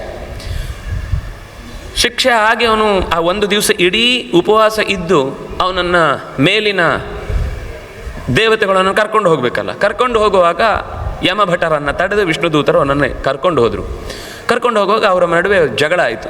ನೀನು ಇಂಥ ಒಬ್ಬ ದುಷ್ಟನನ್ನು ಕರ್ಕೊಂಡು ಹೋಗ್ತಾನೆ. ಇಲ್ಲ, ಅವನು ಈ ದಿವಸ ತಿಳಿಯದೇ ಇದ್ದರೂ ಕೂಡ ಪೂರ್ತಿಯಾಗಿ ಉಪವಾಸವನ್ನು ಮಾಡಿದ್ದರ ಪರಿಣಾಮ ಅವನಿಗೆ ಆ ಕೊನೆಯ ಕ್ಷಣದಲ್ಲಿ ಅನ್ನಿಸಿದೆ, ಇಷ್ಟೆಲ್ಲ ಒಳ್ಳೆಯ ಕೆಲಸ ಮಾಡ್ತಾ ಇದ್ದಾರೆ, ನಾನು ಯಾವತ್ತೂ ಜೀವನದಲ್ಲಿ ಇಂಥ ಕೆಲಸ ಮಾಡಲಿಕ್ಕೆ ನನಗೆ ಅವಕಾಶವೇ ಆಗಲಿಲ್ಲ. ಎಂಥ ತಪ್ಪು ಅಂದರೆ, ದೇಹದಲ್ಲಿ ಆಹಾರ ಕಮ್ಮಿ ಆಗ್ತಾ ಇದ್ದ ಹಾಗೆ ಅರಿವಿಲ್ಲದೆ ಎಷ್ಟೋ ಸರ್ತಿ ನಮ್ಮ ಒಳಗಿನ ದೋಷಗಳು ಪರಿಹಾರ ಆಗುತ್ತೆ. ನೀವು ಗಮನಿಸಿ, ಉಪವಾಸ ಇದ್ದ ದಿವಸ ಏನೇನೋ ಹರಟೆ ಹೊಡಿಲಿಕ್ಕೆ ಮನಸ್ಸೇ ಬರಲ್ಲ. ಕೂತ್ಕೊಂಡು ಹರಟೆ ಹೊಡೆಯೋಣ ಅಂತ ಅನಿಸಲ್ಲ. ಅಥವಾ ಯಾವುದೋ ತುಂಬ ಗುಡು ಗುಡು ಗುಡು ಗುಡು ಅನ್ನೋ ಹಾಡು ಕೇಳಿಸ್ಕೊಳ್ಳೋಣ ಅಂದ್ರೆ 10 ನಿಮಿಷ ಕೇಳಿದ ಮೇಲೆ ತಲೆ ನಿಲ್ಲಲ್ಲ. ಅದರಲ್ಲಿ ಯಾವುದೋ ಒಂದು ದಡಬಡ ಅಂತಿರುವ ಸಿನಿಮಾ ನೋಡೋಣ ಅಂದರೆ ಕೂತ್ಕೊಳ್ಳಿಕ್ಕೆ ಕೇಳಲ್ಲ ಮನಸ್ಸು. ಅಂದರೆ ಹೊಟ್ಟೆ ತಾಳ ಹಾಕೋದೇ ಹೆಚ್ಚು ಕೇಳಿಸ್ತಾ ಇರುತ್ತೆ ಹೊರತು ಇದು ನಾನು ಹೇಳ್ತಾ ಇರೋದು ಏನೂ ಗೊತ್ತಿಲ್ಲದವನಿಗೆ. ಇದು ತಿಳಿದಾದ ಮೇಲಂತೂ ಅದೇ ಗಮನಿಸಿ, ಒಳ್ಳೆಯ ಚಿಂತನೆಯಲ್ಲಿ, ಒಳ್ಳೆಯ ಭಜನೆಯಲ್ಲಿ, ಒಳ್ಳೆಯ ಸತ್ಕಥಾವಾದದಲ್ಲಿ ಕೂತಾಗ ಉಪವಾಸ ಕೂತದ್ದೇ ನೆನಪಾಗೋದಿಲ್ಲ. ಒಂದು ತಾತ್ಪರ್ಯ ಏನು ಅಂದರೆ, ಇಷ್ಟ ಇದ್ದರೆ ಅದು ಯಾವುದು ಕಷ್ಟ ಅನಿಸೋದಿಲ್ಲ. ಇಷ್ಟ ಇಲ್ಲದೆ ಇದ್ದಾಗ ಎಲ್ಲವೂ ಕಷ್ಟವೇ ಅನಿಸೋದು. ನಾನು ಇಷ್ಟ ಅನ್ನೋದನ್ನು ನೀವು ಎಲ್ಲಿಟ್ಟಿದ್ದೀರೋ ಅನ್ನೋದ್ರ ಮೇಲೆ ಡಿಪೆಂಡ್. ಇಷ್ಟ ಅನ್ನೋದು ಭಗವಂತನಿಗೆ ಪ್ರೀತಿ ಆಗೋದಕ್ಕೋಸ್ಕರ ಇಷ್ಟ ಅನ್ನೋದಿದ್ದರೆ ಆಗ ಕಷ್ಟ ಅನಿಸೋದಿಲ್ಲ. ನಮಗದೊಂದು ಅಯ್ಯೋ ಮಾಡಬೇಕು ಅಂತ ಹೇಳಿದ್ದಾರೆ, ಮಾಡದೇ ಇದ್ರೆ ಏನೋ ನರಕದಲ್ಲಿ ಹುರಿದು ಬಿಡ್ತಾರಂತೆ ಅನ್ನುವ ಭಯಕ್ಕೆ ಮಾಡುವಾಗ ಏನು ಉಪಯೋಗ ಇಲ್ಲ. ನಾವು ಯಾರಿಗೋಸ್ಕರನೋ ಏನೇನೋ ಕಷ್ಟಪಡ್ತೇವೆ. ನನಗೋಸ್ಕರ ನಿರಂತರ 24 ಗಂಟೆ ನನ್ನ ಜೊತೆಗಿದ್ದು 100 ವರ್ಷವೂ ಕೂಡ ಎಲ್ಲ ದಿವಸವೂ ನನ್ನ ಉಸಿರಾಡಿಸ್ತಾನೆ, ನನ್ನ ಎದೆಬಡಿತವನ್ನು ನಡೆಸ್ತಾನೆ, ನನ್ನ ದೇಹದ ಆಹಾರವನ್ನು ಜೀರ್ಣ ಮಾಡ್ತಾನೆ, ನನ್ನ ದೇಹಕ್ಕೆ ಯಾವುದು ನಾವಂತೂ ಮಾಡ್ತಿಲ್ಲ. ನಮ್ಮೊಳಗೆ ಮಾಡುವ ಯಾವ ಕೆಲಸದಲ್ಲೂ ನಮ್ಮ ಪೂರ್ಣ ಪ್ರಮಾಣವಾದ ಅರಿವು ಇದ್ದು ಕೆಲಸ ಗೊತ್ತಿಲ್ಲ. ತಿನ್ನುವ ತನಕ ಗೊತ್ತಿರುತ್ತೆ, ಹೊಟ್ಟೆಗೆ ಹೋದ್ಮೇಲೆ ಏನಾಗುತ್ತೆ ಯಾರಿಗೂ ಗೊತ್ತಿಲ್ಲ. ಜೀರ್ಣ ಆದದ್ದು ಶಕ್ತಿಯಾಗಿ ಬದಲಾಗುತ್ತೆ ಯಾರಿಗೂ ಗೊತ್ತಿಲ್ಲ. ನಡೆಯುವಾಗ ಹೀಗೆ ಹೋಗಬೇಕು, ಎದುರುಗಡೆ ಬರುವ ಗಾಡಿ ಇಷ್ಟು ದೂರಕ್ಕೆ ಬಂದರೆ ಹೀಗೆ ಆಗುತ್ತೆ, ನಾವು ಇಷ್ಟೆಲ್ಲ ಲೆಕ್ಕಾಚಾರ ನಮ್ಮ ತಲೆಯಲ್ಲಿ ಆಗ್ತಾ ಇದೆ ಅಂತ ನಮಗೆ ಗೊತ್ತಿರಲ್ಲ. ಹಿಂದೆ ಸರಿದು ಬಿಡ್ತೇವೆ. ಕಸ ಬಿದ್ದ ತಕ್ಷಣ ಕಣ್ಣು ಮುಚ್ಕೊಂಡು ಬಿಡುತ್ತೆ, ಒಳಗಡೆ ಏನೋ ಸಿಕ್ಕಿ ಹಾಕಿಕೊಂಡು ಒಂದು ಅಕ್ಷಿ ಬರುತ್ತೆ, ಕಣ್ಣಿಗೆ ಕಸ ಬಿದ್ದ ತಕ್ಷಣ ನೀರು ಬರುತ್ತೆ, ಕಿವಿಯಲ್ಲಿ ಏನಾದರೂ ಕಸ ಸೇರಿದ್ರೆ ಜಾರಿ ಹೋಗುತ್ತೆ, ಒಳಗಿನಿಂದ ಆಕ್ಸಿಜನ್ ಕಮ್ಮಿ ಆಯಿತು ಅಂದರೆ ಆಕಳಿಕೆ ಬಂದುಬಿಡುತ್ತೆ, ಹಸಿವಾಯಿತು ತಿನ್ನಬೇಕು ಅಂತ ಅನಿಸಿ ಒಂದೇ ಸರ್ತಿ ಹಸಿವು ಶುರುವಾಗುತ್ತೆ. ಯಾವುದು ನಮ್ಮ ಕೈಯಲ್ಲಿಲ್ಲ. ಹಸಿವು ಮಾಡ್ಕೊಳ್ಳೋದು ನಾವಲ್ಲ, ನೀರಡಿಕೆ ಮಾಡ್ಕೊಳ್ಳೋದು ನಾವಲ್ಲ, ಬಿಕ್ಕಳಿಕೆಯ ಮೂಲಕ ಗೊತ್ತಾಗುವಂತೆ ಮಾಡಿಕೊಳ್ಳುವುದು ನಾವಲ್ಲ. ಎಲ್ಲವೂ ಒಳಗಿನಿಂದ ತಿಳಿಯದಂತೆ ನಡೆಸ್ತಾ ಇರುವಂತಹ ಶಕ್ತಿಗೆ ಒಂದು ದಿವಸದ ವ್ಯವಸ್ಥೆಯಲ್ಲಾದರೂ ನಾವು ನಮ್ಮ ತನವನ್ನು ಕೊಟ್ಟುಕೊಳ್ತೇವೆ ಅಂತ ಭಾವಿಸುವುದೇ ಇಲ್ಲಿ ಪ್ರಧಾನ ಹೊರತು ಯಾರದ್ದೋ ಒಂದು ಮತವನ್ನು ಎಚ್ಚರಿಸಬೇಕು, ಎತ್ತರದಲ್ಲಿಡಬೇಕು ಅಂತನ್ನುವ ಕಾರಣಕ್ಕಾಗಿ ವ್ರತವನ್ನು ಹೇಳಲಿಲ್ಲ. ಅಂತರಂಗದ ಆತ್ಮೀಯ ಉದ್ಧಾರಕ್ಕೋಸ್ಕರ ಈ ಮಾತುಗಳ ವಿವರವನ್ನು ಕೊಟ್ಟು ಅವರಿಬ್ಬರು ಮಾತಾಡಿಕೊಳ್ತಾರೆ. ಬಹಳ ಚೆನ್ನಾಗಿ ಪ್ರಶ್ನೋತ್ತರಗಳು ನಡೀತಾವೆ. ಆಗ ಇವನಿಗೆ ಎಂಥ ಒಂದು ಉತ್ತಮವಾದ ಸ್ಥಿತಿಯಲ್ಲಿ ನನ್ನನ್ನು ಇವರೆಲ್ಲ ಕಾಣ್ತಾ ಇದ್ದಾರೆ, ನನಗೆ ಅದರ ಬಗ್ಗೆ ಎಚ್ಚರ ಇಲ್ಲ ಅಂತ ಆ ಜಾತಿ ಸ್ಮೃತಿ ಅಂದರೆ ತನಗೆ ಹೋದ ಜನ್ಮದಲ್ಲಿ ಏನಾಗಿತ್ತು ಅನ್ನುವ ಎಚ್ಚರ ಅವನಿಗೆ ಆ ಚಿಕ್ಕಂದಿನಲ್ಲೇ ಇದ್ದದ್ರಿಂದ ಇನ್ನು ಇಂಥ ಒಳ್ಳೆಯ ಶರೀರ ಬಂದ ಮೇಲೆ ನಾನು ತಪ್ಪಿಯೂ ಕೂಡ ತಪ್ಪು ಕೆಲಸಗಳಲ್ಲಿ ಇಳಿದು ಮತ್ತೊಮ್ಮೆ ಆ ಕತ್ತಲೆಯ ಕೋಣೆಯ 9 ತಿಂಗಳ ಗರ್ಭವಾಸದಲ್ಲಿ ಉಳಿದು ನಾನು ನನ್ನತನವನ್ನು ಕಳ್ಕೊಳ್ಬಾರ್ದು ಅನ್ನುವುದನ್ನು ನಿರಂತರ ಯೋಚಿಸಿ ಹುಟ್ಟಿ ಬಂದ ಕಾರಣಕ್ಕಾಗಿ ನನಗೆ ಈಗಲೇ ಬಹುಶಃ ದೊಡ್ಡವರ ಅನುಗ್ರಹದಿಂದ ಹಿರಿಯರ ಕಾರುಣ್ಯದಿಂದ ನಾನು ಈ ಉಪವಾಸಾದಿ ವ್ರತಗಳಲ್ಲಿ ಅನಾಯಾಸವಾಗಿ ಮಾಡುವುದು ಮತ್ತು ಇಷ್ಟಪಟ್ಟು ಮಾಡುವುದು ನನಗಿಂದ ಸಾಧ್ಯವಾಯಿತು ಅಂತ ಅವನು ಹೇಳಿದಾಗ ತಂದೆಗೆ ಬಹಳ ಸಂತೋಷ ಆಗುತ್ತೆ, ಆ ಗಾಲವನಿಗೆ, ಭದ್ರಶೀಲನ ಬಗ್ಗೆ. ಹೀಗೆ ಆ ಮಾತುಗಳನ್ನೆಲ್ಲ ಮುಗಿಸಿ ಯುಗ ಧರ್ಮದ ಬಗ್ಗೆ ಹೇಳ್ತಾರೆ. ಯುಗದಿಂದ ಯುಗಕ್ಕೆ ಮನುಷ್ಯನ ಶಕ್ತಿ ಹ್ರಾಸ ಆಗ್ತಾ ಬರುತ್ತೆ. ನಾವು ಯುಗದ ಬೇಡ, ನಮ್ಮ ಅಜ್ಜಂದಿರ ಕಾಲದ್ದೇ ಯೋಚನೆ ಮಾಡಿದರೆ ಅವರ ಕಾಲದಲ್ಲಿ 90 ಆಗಿದ್ರೂ ಕನ್ನಡಕ ಬೇಕಾಗ್ತಿರಲಿಲ್ಲ. ಈಗ 40 ಅಂದರೆ 40 ಅಂತಲೇ ಲೆಕ್ಕ, 40 ಆಯಿತು ಅಂದರೆ ಕನ್ನಡಕ ಬರಬೇಕು ಅಂತ ಅನ್ನೋ ಸ್ಥಿತಿಗೆ ಬಂದಿದೆ. ಅಥವಾ ನಮಗೆ ಆ ಕಾಲದಲ್ಲಿ ಗಂಟು ನೋವು, ಬೆನ್ನು ನೋವು, ಕಾಲು ನೋವು ಇದು ಗೊತ್ತೇ ಇಲ್ಲ. ಇವತ್ತು ನಾವು 40-50 ಆಯಿತು ಅಂದರೆ ಅಡಿಗೆ ಮನೆಯಲ್ಲಿ ನಿಲ್ಲಿಕ್ಕಾಗಲ್ಲ, ಕಾಲು ಅಂದರೆ ನಾವು ಅದಕ್ಕೆ ಬೇಕಾದಷ್ಟು ತಪ್ಪು ಕೆಲಸ ಮಾಡ್ಕೊಂಡಿದ್ದೇವೆ. ನಾವೆಲ್ಲ ರೆಡ್ ಆಕ್ಸೈಡ್ ನೆಲ ಇದ್ದದ್ದನ್ನು ತೆಗೆದು ಟೈಲ್ಸ್ ಹಾಕಿ ಆಯಿತು, ಆ ಕಾಲು ಹಿಮ್ಮಡಿ ಅದರಲ್ಲಿ ಒತ್ತಿ ನೋವು ಬಂದದ್ದಕ್ಕೆ ಸೊಂಟನೂ ಹಿಡಿತು, ನಮಗೆ ಸುಲಭದಲ್ಲಿ ಹೆರಬೇಕು ಅಂತ ಅನ್ನೋದಕ್ಕೋಸ್ಕರ ಸಿಸರಿಯನ್ನು ಆಯಿತು, ಅದಕ್ಕೆ ಕೊಡುವ ಇಂಜೆಕ್ಷನ್ 40 ಆದಮೇಲೆ ಏನಾಗುತ್ತೆ ಅಂತ ಅನ್ನೋದನ್ನು ಡಾಕ್ಟರ್ ಗೊತ್ತಿದ್ರೂ ಹೇಳದೆ ಆ ಕಾಲಕ್ಕೆ ಅವರಿಗೆ ಸುಲಭದಲ್ಲಿ ಆಗಬೇಕು ಅಂತನ್ನುವ ಪ್ರಾಚೀನರ ವ್ಯವಸ್ಥೆಯಲ್ಲಿ ಅದನ್ನು ಸಹಜವಾದ, ಈಗ ಅನ್ಯೂಜುವಲ್ಲೇ ಯೂಜುವಲ್ ಆಗಿದೆ, ಸಹಜವಾದ ಏನಂದರೆ ಅಬ್ನಾರ್ಮಲ್ಲೇ ನಾರ್ಮಲ್ ಆಗಿದೆ. ನಮ್ಗೆ ಅದಾಗದೇ ಇದ್ದರೆ ಅಂದರೆ ಆ ಕ್ಷಣಕ್ಕೆ ಆಗುವ ಕಷ್ಟವನ್ನು ಪರಿಹರಿಸಿಕೊಳ್ಳಿಕ್ಕೋಸ್ಕರ ಮುಂದೆ ಇರುವ 50 ವರ್ಷವನ್ನೂ ಕಷ್ಟಕ್ಕೆ ತಳ್ಳುವಂತಹ ಒಂದು ಸ್ಥಿತಿ. ಅಂದರೆ ತಾತ್ಕಾಲಿಕವಾದ ಒಂದು ಕಷ್ಟವನ್ನು ಪರಿಹರಿಸಿಕೊಳ್ಳಿಕ್ಕೆ ಹೋಗಿ ಸಾರ್ವಕಾಲಿಕವಾದ ಕಷ್ಟವನ್ನು ಹೊರುವಂಥದ್ದು. ಹೀಗೆ ಒಂದು ಹಂತದಿಂದ ಉತ್ತರಣೆಯ ಕಡ್ಡಿಯನ್ನು ಹಿಡಿದು ಆ ಗರ್ಭಿಣಿಯ ಗರ್ಭ ಸ್ರಾವ ಆಗುವ ಕಾಲದಲ್ಲಿ ಹಿಡಿದ್ರೆ ಆಗುತ್ತೆ ಅಂತ ಅನ್ನೋದಕ್ಕೆ ಅದಕ್ಕೊಂದು ಚಿಕಿತ್ಸೆಯನ್ನು ಹೇಳುತ್ತಾರೆ. ಏನೂ ತೊಂದರೆ ಆಗೋದಿಲ್ಲ ಅಂತ. ಆದರೆ ಇದೆಲ್ಲದರಲ್ಲಿ ನಮಗೆ ನಂಬಿಕೆಗಳು ಬಹಳ ಕಮ್ಮಿ ಆದ್ದರಿಂದಾಗಿ ನಮ್ಮ ಪ್ರಾಚೀನರಿಗೆ ಅಂದರೆ ಇಷ್ಟರ ತನಕ ಯಾರೂ ಹೆರಲೇ ಇಲ್ಲ, ಹೊರಲೇ ಇಲ್ಲ, 10 ಮಕ್ಕಳನ್ನು ಸಾಕಲೇ ಇಲ್ಲ, ನಾವು ಮಾತ್ರ ಫಸ್ಟ್ ಟೈಮ್ ಒಬ್ಬರನ್ನೇ ಇಷ್ಟು ಕಷ್ಟಪಟ್ಟು ಎಷ್ಟು ವ್ಯವಸ್ಥಿತವಾಗಿ ಸಾಕ್ತಾ ಇರುವವರು ಅಂತ ನಮಗೊಂದು ದೊಡ್ಡ ನಾವೇ ಕೊಟ್ಟುಕೊಳ್ಳುವ ಕಿರೀಟ ಇದೆ. ಬೇರೆ ಯಾರು ಸಮ್ಮಾನ ಮಾಡೋದಿಲ್ಲ. ನಾನು ನೋಡು ಹೆತ್ತಿದ್ದೇನೆ, 2 ಹೆತ್ತಿದ್ದೇನೆ ಅಂತ ಒಂದು ಹೆತ್ತವ್ರ ಹತ್ರ ಮಾತಾಡೋದು, 10 ಹೆತ್ತವ್ರು ನಗ್ತಾ ಇರ್ತಾರೆ, ಅಯ್ಯೋ ಇವ್ರದ್ದೊಂದು ಏನೊಂದು ಕಥೆ ಅಂತ. ಅಂದರೆ ನಮಗೆ ಕಾಲ ಮುಂದೆ ಹೋದ ಹಾಗೆ ದೈಹಿಕವಾದ ಸಾಮರ್ಥ್ಯವು ಕಮ್ಮಿ ಆಗ್ತಾ ಬರುತ್ತೆ. ಅದು ನೋಡುವ ಶಕ್ತಿ ಇರ್ಬೋದು, ಕೇಳುವ ಶಕ್ತಿ ಇರ್ಬೋದು, ಮಾಡುವ ಶಕ್ತಿ ಇರ್ಬೋದು, ನಡೆಯುವ ಶಕ್ತಿ ಇರ್ಬೋದು, ಅರ್ಥೈಸಿಕೊಳ್ಳುವ ಶಕ್ತಿ. ಈ ನಮ್ಮ ಹಿಂದಿನ ಒಂದು 20 ವರ್ಷದ ಹಿಂದಿನ ಟೆಕ್ಸ್ಟ್ ಬುಕ್ಕನ್ನು ಈಗ ಮಕ್ಕಳಿಗೆ ನಾನು ಹೇಳ್ತಾ ಇರೋದು, ವಿಜ್ಞಾನ ಎಲ್ಲ ಬಿಡಿ, ಅದು ಅಪ್ಗ್ರೇಡ್ ಆಗಲೇಬೇಕು, ಯಾಕೆಂದರೆ ಬದಲಾದ ಹಾಗೆ ಇವತ್ತಿನ ಚಿಂತನೆಯನ್ನು ಕೊಡಬೇಕು. ನಾನು ಹೇಳ್ತಾರೆ ಭಾಷಾಶಾಸ್ತ್ರದ ದೃಷ್ಟಿಯಿಂದ ಆಗಿನ ಟೆಕ್ಸ್ಟ್ ಬುಕ್ಕೆಲ್ಲ ನಾವೇ ಹೇಳೋದು, ಒಂದು ಹಳೆಗನ್ನಡ ಅಂತ ಅನ್ನೋ ಶಬ್ದವನ್ನೇ ಯೋಚನೆ ಮಾಡಲಿಕ್ಕೆ ಸಾಧ್ಯ ಇಲ್ಲ.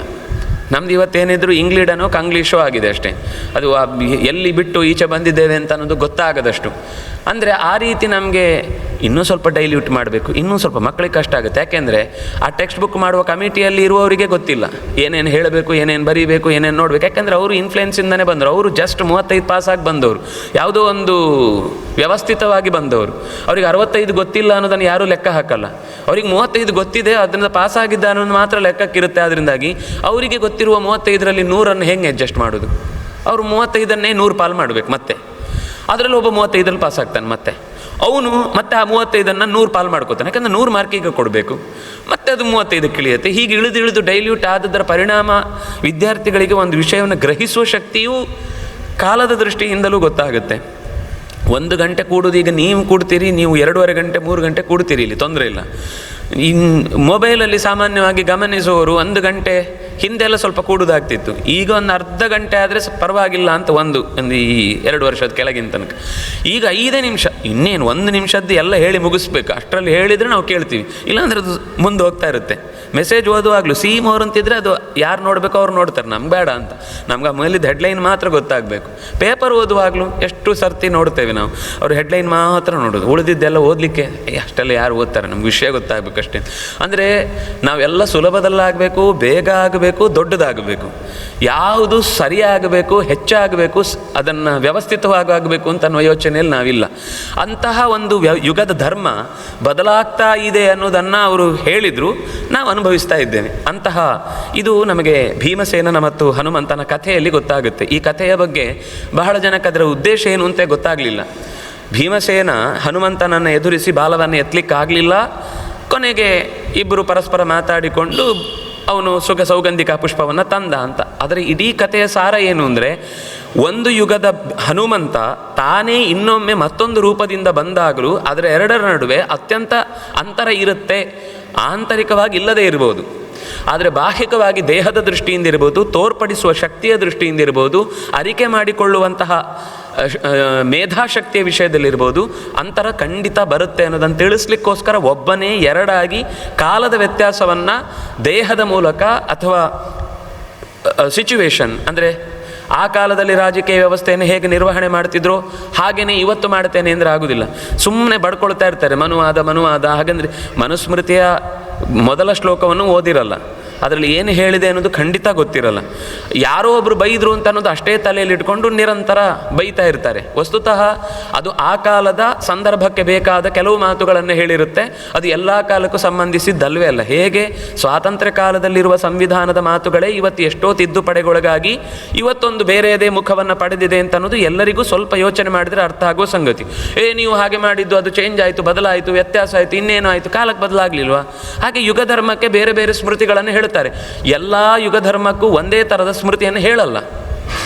ಹಾಗೆ ಅಂತ ಹೇಳಿ ಅಲ್ಲಿ ಹೇಳಿದ ಯಾವ ಸಂಗತಿಯೂ ಅನುಪಯುಕ್ತ, ಈ ಕಾಲಕ್ಕೆ ಸಂಬಂಧಪಡದ್ದು ಅಲ್ಲ. ಯುಗಕ್ಕೆ ಬೇಕಾದ ಅದರಲ್ಲಿ ಕೆಲವು ಅಂಶಗಳನ್ನು ಸ್ವೀಕರಿಸುವುದು, ಇನ್ನು ಕೆಲವು ಅಂಶಗಳನ್ನು ಹೊಸದಾಗಿ ಅಮೆಂಡ್ಮೆಂಟ್ ಮಾಡಿದರ ವಿಷಯದಲ್ಲಿ ಯೋಚಿಸುವುದು.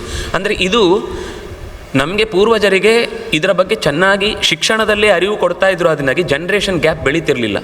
ಇವತ್ತ್ಯಾಕೆ ನಮ್ಮಲ್ಲಿ ಜನ್ರೇಷನ್ ಗ್ಯಾಪ್ ಬೆಳೀತಾ ಇದೆ ಅಂದರೆ, ಹಿಂದಿನ ವ್ಯವಸ್ಥೆ ಹೇಗಿತ್ತು ಆ ಕಾಲಕ್ಕೆ ಅದು ಸರಿ ಇತ್ತು, ಇವತ್ತಿನ ವ್ಯವಸ್ಥೆ ಹೇಗಿದೆ ಅದಕ್ಕೆ ಈ ರೀತಿ ನಾವು ಸರಿ ಮಾಡಿಕೊಳ್ಬೇಕು, ಮುಂದೆ ಈ ವ್ಯವಸ್ಥೆ ಇನ್ನೂ ಬೇರೆ ಆಗುತ್ತೆ, ಆಗ ಅದನ್ನು ನಾವು ಸರಿ ಮಾಡಿಕೊಳ್ಬೇಕು. ಗಾದೆ ಇದೆ ನಮ್ಮಲ್ಲಿ, ಕಾಲಕ್ಕೆ ತಕ್ಕ ಕೋಲ ಅಂತ. ಅದು ಕೇವಲ ನಮ್ಮ ನಾಟಕದ ವಿಷಯಕ್ಕೆ ಮಾತ್ರ ಆಗುತ್ತೆ. ನಮ್ಗೆ ಸ್ವಾರ್ಥಕ್ಕೆ ಸಂಬಂಧಪಟ್ಟಂತೆ ಕಾಲಕ್ಕೆ ತಕ್ಕ ಕೋಲ ಅಂತ ಅಲ್ಲಿ ಅವ್ರ ಹತ್ರ ಹಾಗೆ ಮಾತಾಡೋದು, ಇಲ್ಲಿ ಇರುತ್ತೆ. ಅದೇನಾಗಿದೆ, ರಾಮಾಯ ಸ್ವಸ್ತಿ ರಾವಣಾಯ ಸ್ವಸ್ತಿ ಆಗಿಬಿಟ್ಟಿದೆ ಹೊರತು ವ್ಯವಸ್ಥೆಯನ್ನು ಸರಿಪಡಿಸಬೇಕು ಅನ್ನೋ ದೃಷ್ಟಿಯಿಂದ ನಾವು ಹೊಂದಾಣಿಕೆ ಮಾಡಿಕೊಳ್ಬೇಕು ಅಂತನ್ನುವ ಕಾಳಜಿ ಹೊರಟು ಹೋಗಿದೆ. ಅದರಿಂದಾಗಿ ಯುಗದ ಧರ್ಮಗಳನ್ನೆಲ್ಲ ವಿವರಿಸಿ ಆಮೇಲೆ ವರ್ಣಾಶ್ರಮ ಧರ್ಮಗಳನ್ನು, ಆಪದ್ಧರ್ಮಗಳನ್ನೆಲ್ಲ ನಿರೂಪಣೆ ಮಾಡ್ತಾರೆ. ಸರ್ವಲೋಕಹಿತಂ ಕುರ್ಯಾತ್. ಪ್ರತಿಯೊಬ್ಬನ ಸಾಮಾನ್ಯ ಧರ್ಮ ಏನು ಅಂದರೆ, ಎಲ್ಲರೂ ಕೂಡ ಎಲ್ಲರಿಗೂ ಹಿತ ಆಗಲಿ ಅಂತ ಅನ್ನುವ ಬಯಕೆಯಿಂದಲೇ ಕರ್ತವ್ಯ ಮಾಡಬೇಕು. ಅದರ ಉದ್ದೇಶ ಎಷ್ಟು ಚಿಕ್ಕದಾಗುತ್ತೋ ಅಷ್ಟು ಅದರ ಫಲವನ್ನು ನಾವು ಕಳ್ಕೊಳ್ತಾ ಹೋಗ್ತೇವೆ.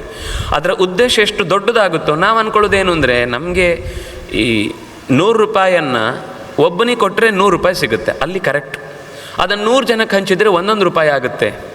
ಆದರೆ ಭಗವಂತನ ಪ್ರಾರ್ಥನೆ ಹಾಗಾಗುವುದಿಲ್ಲ. ನಾವು 100 ರೂಪಾಯಿ ಮತ್ತು ಭಗವಂತ ಅನ್ನೋದನ್ನು ಸಮಾನವಾಗಿ ನೋಡೋದಲ್ಲ. 100 ರೂಪಾಯಿಗೆ ಮಿತಿ ಇದೆ, ಭಗವಂತನಿಗೆ ಮಿತಿ ಇಲ್ಲ.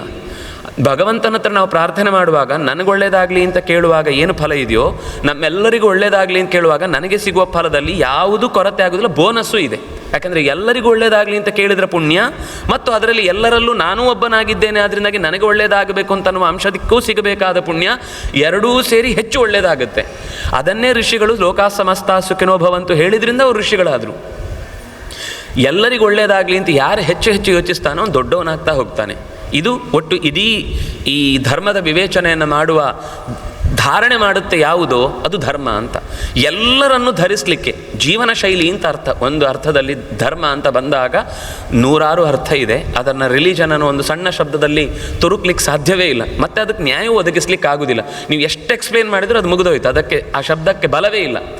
ಆದರೆ ಧರ್ಮ ಅನ್ನುವ ಶಬ್ದ ಒಂದೊಂದು ಕಡೆ ಉಚಿತ ಆಗುತ್ತೆ. ಉಚಿತ ಅಂದರೆ ಮತ್ತೆ ಫ್ರೀ ಅಂತ ಅರ್ಥ ಅಲ್ಲ. ಸಂಸ್ಕೃತದಲ್ಲಿ ಉಚಿತ ಅಂದರೆ ಕಾಲಕ್ಕೆ ಸರಿಯಾದದ್ದು, ವ್ಯಕ್ತಿಗೆ ಸರಿಯಾದದ್ದು, ಸಂದರ್ಭಕ್ಕೆ ಅನುಗುಣವಾದದ್ದು ಅಂತ ಅಷ್ಟೇ ಅರ್ಥ. ನಾವು ಅದನ್ನು ಉಚಿತ ಅನ್ನೋದು ಇನ್ನೆಲ್ಲೋ ಅರ್ಥದಲ್ಲಿ ತಂದಿಟ್ಟಿದ್ದೇವೆ.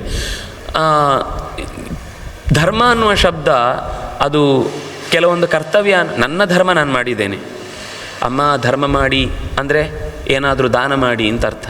ಪ್ರಸಂಗ ನೋಡ್ತಾ ನೋಡ್ತಾ ಧರ್ಮ ಅಂದರೆ ಅವನ ಧರ್ಮ ಅವನನ್ನು ಕಾಪಾಡಿತು ಅಂದರೆ ಅವನು ಪುಣ್ಯದ ಕೆಲಸ ಆಗಿತ್ತು ಅಂತ ಲೆಕ್ಕ.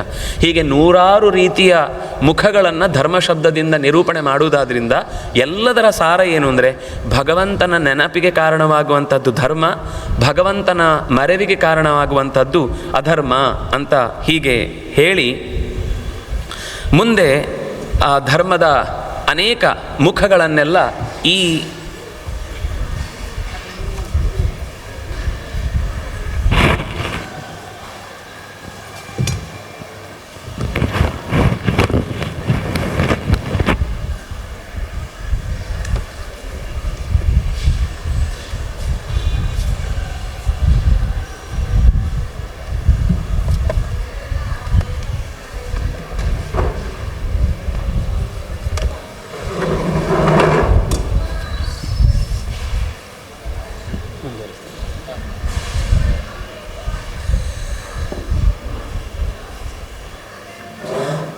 ಯಸ್ವಧರ್ಮಂ ಪರಿತ್ಯಜ್ಯ ಭಕ್ತಿಮಾತ್ರೇಣ ಜೀವತಿ ನತಸ್ಯ ತುಷ್ಯತೆ ವಿಷ್ಣು ಆಚಾರೇಣೈವ ತುಷ್ಯತಿ.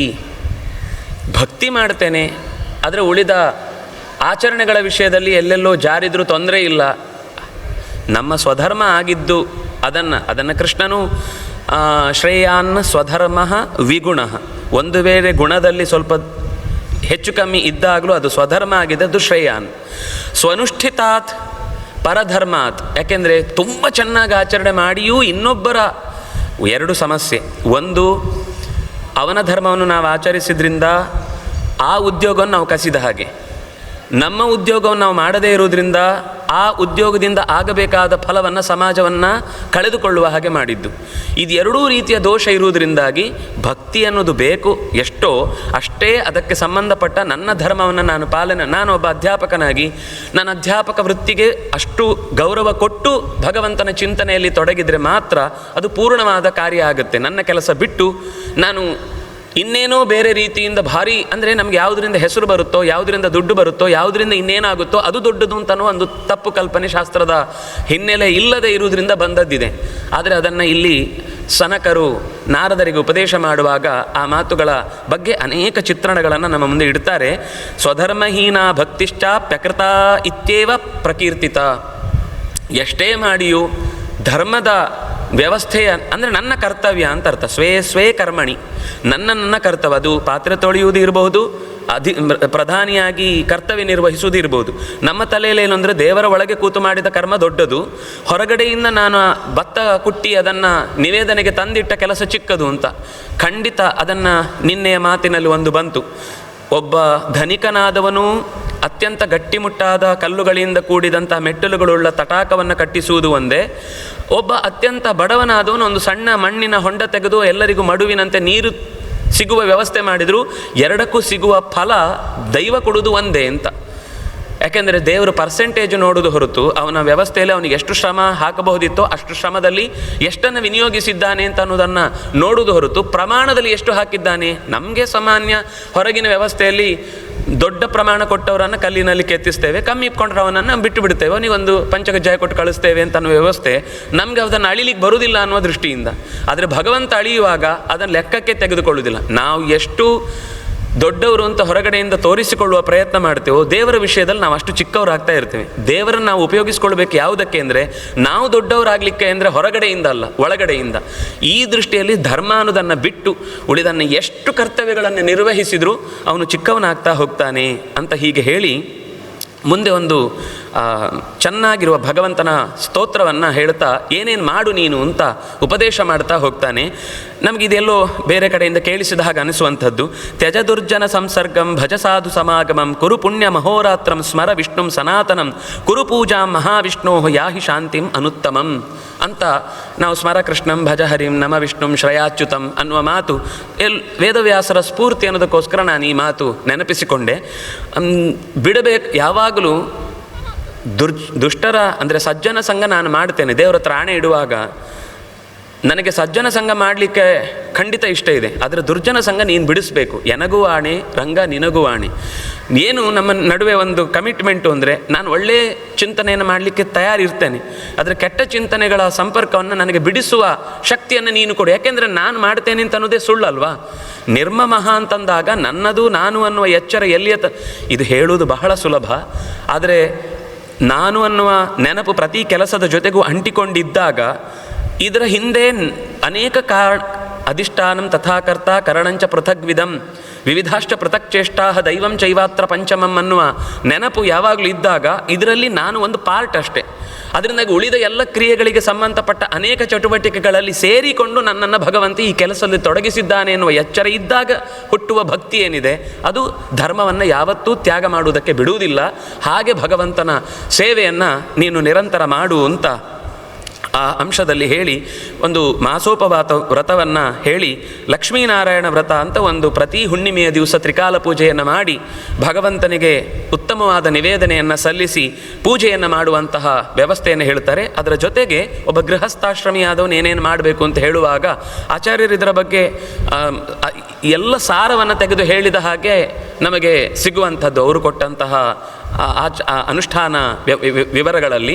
ಇಲ್ಲಿ ಅದರ ತುಂಡು ತುಂಡು ಅಂಶಗಳು ಎಲ್ಲೆಲ್ಲಿಂದಲೂ ಸಿಕ್ಕಿ ಹಾಕಿಕೊಂಡು ನಮ್ಮ ಎದುರುಗಡೆ ಬಂದು ನಿಲ್ಲುತ್ತೆ. ಅದರಲ್ಲಿ ಒಂದೆರಡು ಅಂಶವನ್ನು ನಾವು ನೋಡುವುದಾದರೆ, ಗೃಹಸ್ಥನಾದವನು ಮಾಡಿಕೊಳ್ಬೇಕಾದ ಕರ್ತವ್ಯಗಳನ್ನು ಹೇಳುವಾಗ ಒಬ್ಬ ಋತ್ವಿಜನಾದಾಗ ಎಲ್ಲರಿಗೂ ಅವರವರದ್ದೇ ಚೂರು ಬೇರೆ ಬೇರೆ ಆದ ಅಂಶಗಳಿವೆ. ಋತ್ವಿಜನಾದವನು 6 ರೀತಿಯಾದ ಕರ್ತವ್ಯಗಳಲ್ಲಿ ತೊಡಗಬೇಕಾದವನು ಅಂತ. ದಾನ, ಪ್ರತಿಗ್ರಹ, ಅಧ್ಯಯನ, ಅಧ್ಯಾಪನ, ಯಜ್ಞ, ಯಾಜನ ಅಂತ. ಇದರಲ್ಲಿ ಇನ್ನು 3 ಬಿಟ್ಟು, ಅಂದರೆ ಯಾಜನವನ್ನು ಮತ್ತು ಅಧ್ಯಾಪನವನ್ನು ಅಂತೆಯೇ ಪ್ರತಿಗ್ರಹವನ್ನು ಬಿಟ್ಟು ಉಳಿದ 2 ಅದನ್ನು ನಡೆಸ್ತಾ ಬರ್ತಾರೆ. ಅವರು ದ್ವಿಜರೇ. ಅದಕ್ಕೆ ಅವರು ಹೇಳುವಾಗ ಮಾತೃ ಗರ್ಭದಿಂದ ಮತ್ತು ವೇದ ಗರ್ಭದಿಂದ 2 ಬಾರಿ ಅವರು ಹುಟ್ಟಿ ಬರ್ತಾರೆ. ಅದರಿಂದಾಗಿ ಅವರು ಕೂಡ ದ್ವಿಜರೇ, ಅವರಿಗೂ ಕೂಡ ಉಪನಯನಾದಿ ಸಂಸ್ಕಾರಗಳಿವೆ. ಈ 3 ವರ್ಣಗಳನ್ನು ಬಿಟ್ಟು ಉಳಿದವರಿಗೆ ಮಾತ್ರ ಈ ಉಳಿದ ಸಂಸ್ಕಾರಗಳ ವ್ಯವಸ್ಥೆಯನ್ನು ಹೇಳಿಲ್ಲ. ಹಾಗಂತ ಹೇಳಿ ಅವರಿಗೆ ತಿಳ್ಕೊಳ್ಳಿಕ್ಕೆ ಅವಕಾಶ ಇಲ್ಲ ಅಂತಲ್ಲ, ಅದರ ಬಗ್ಗೆ ಬೇರೆ ಕಡೆ ಮತ್ತೆ ಮಾಹಿತಿ ಸಿಗುತ್ತೆ.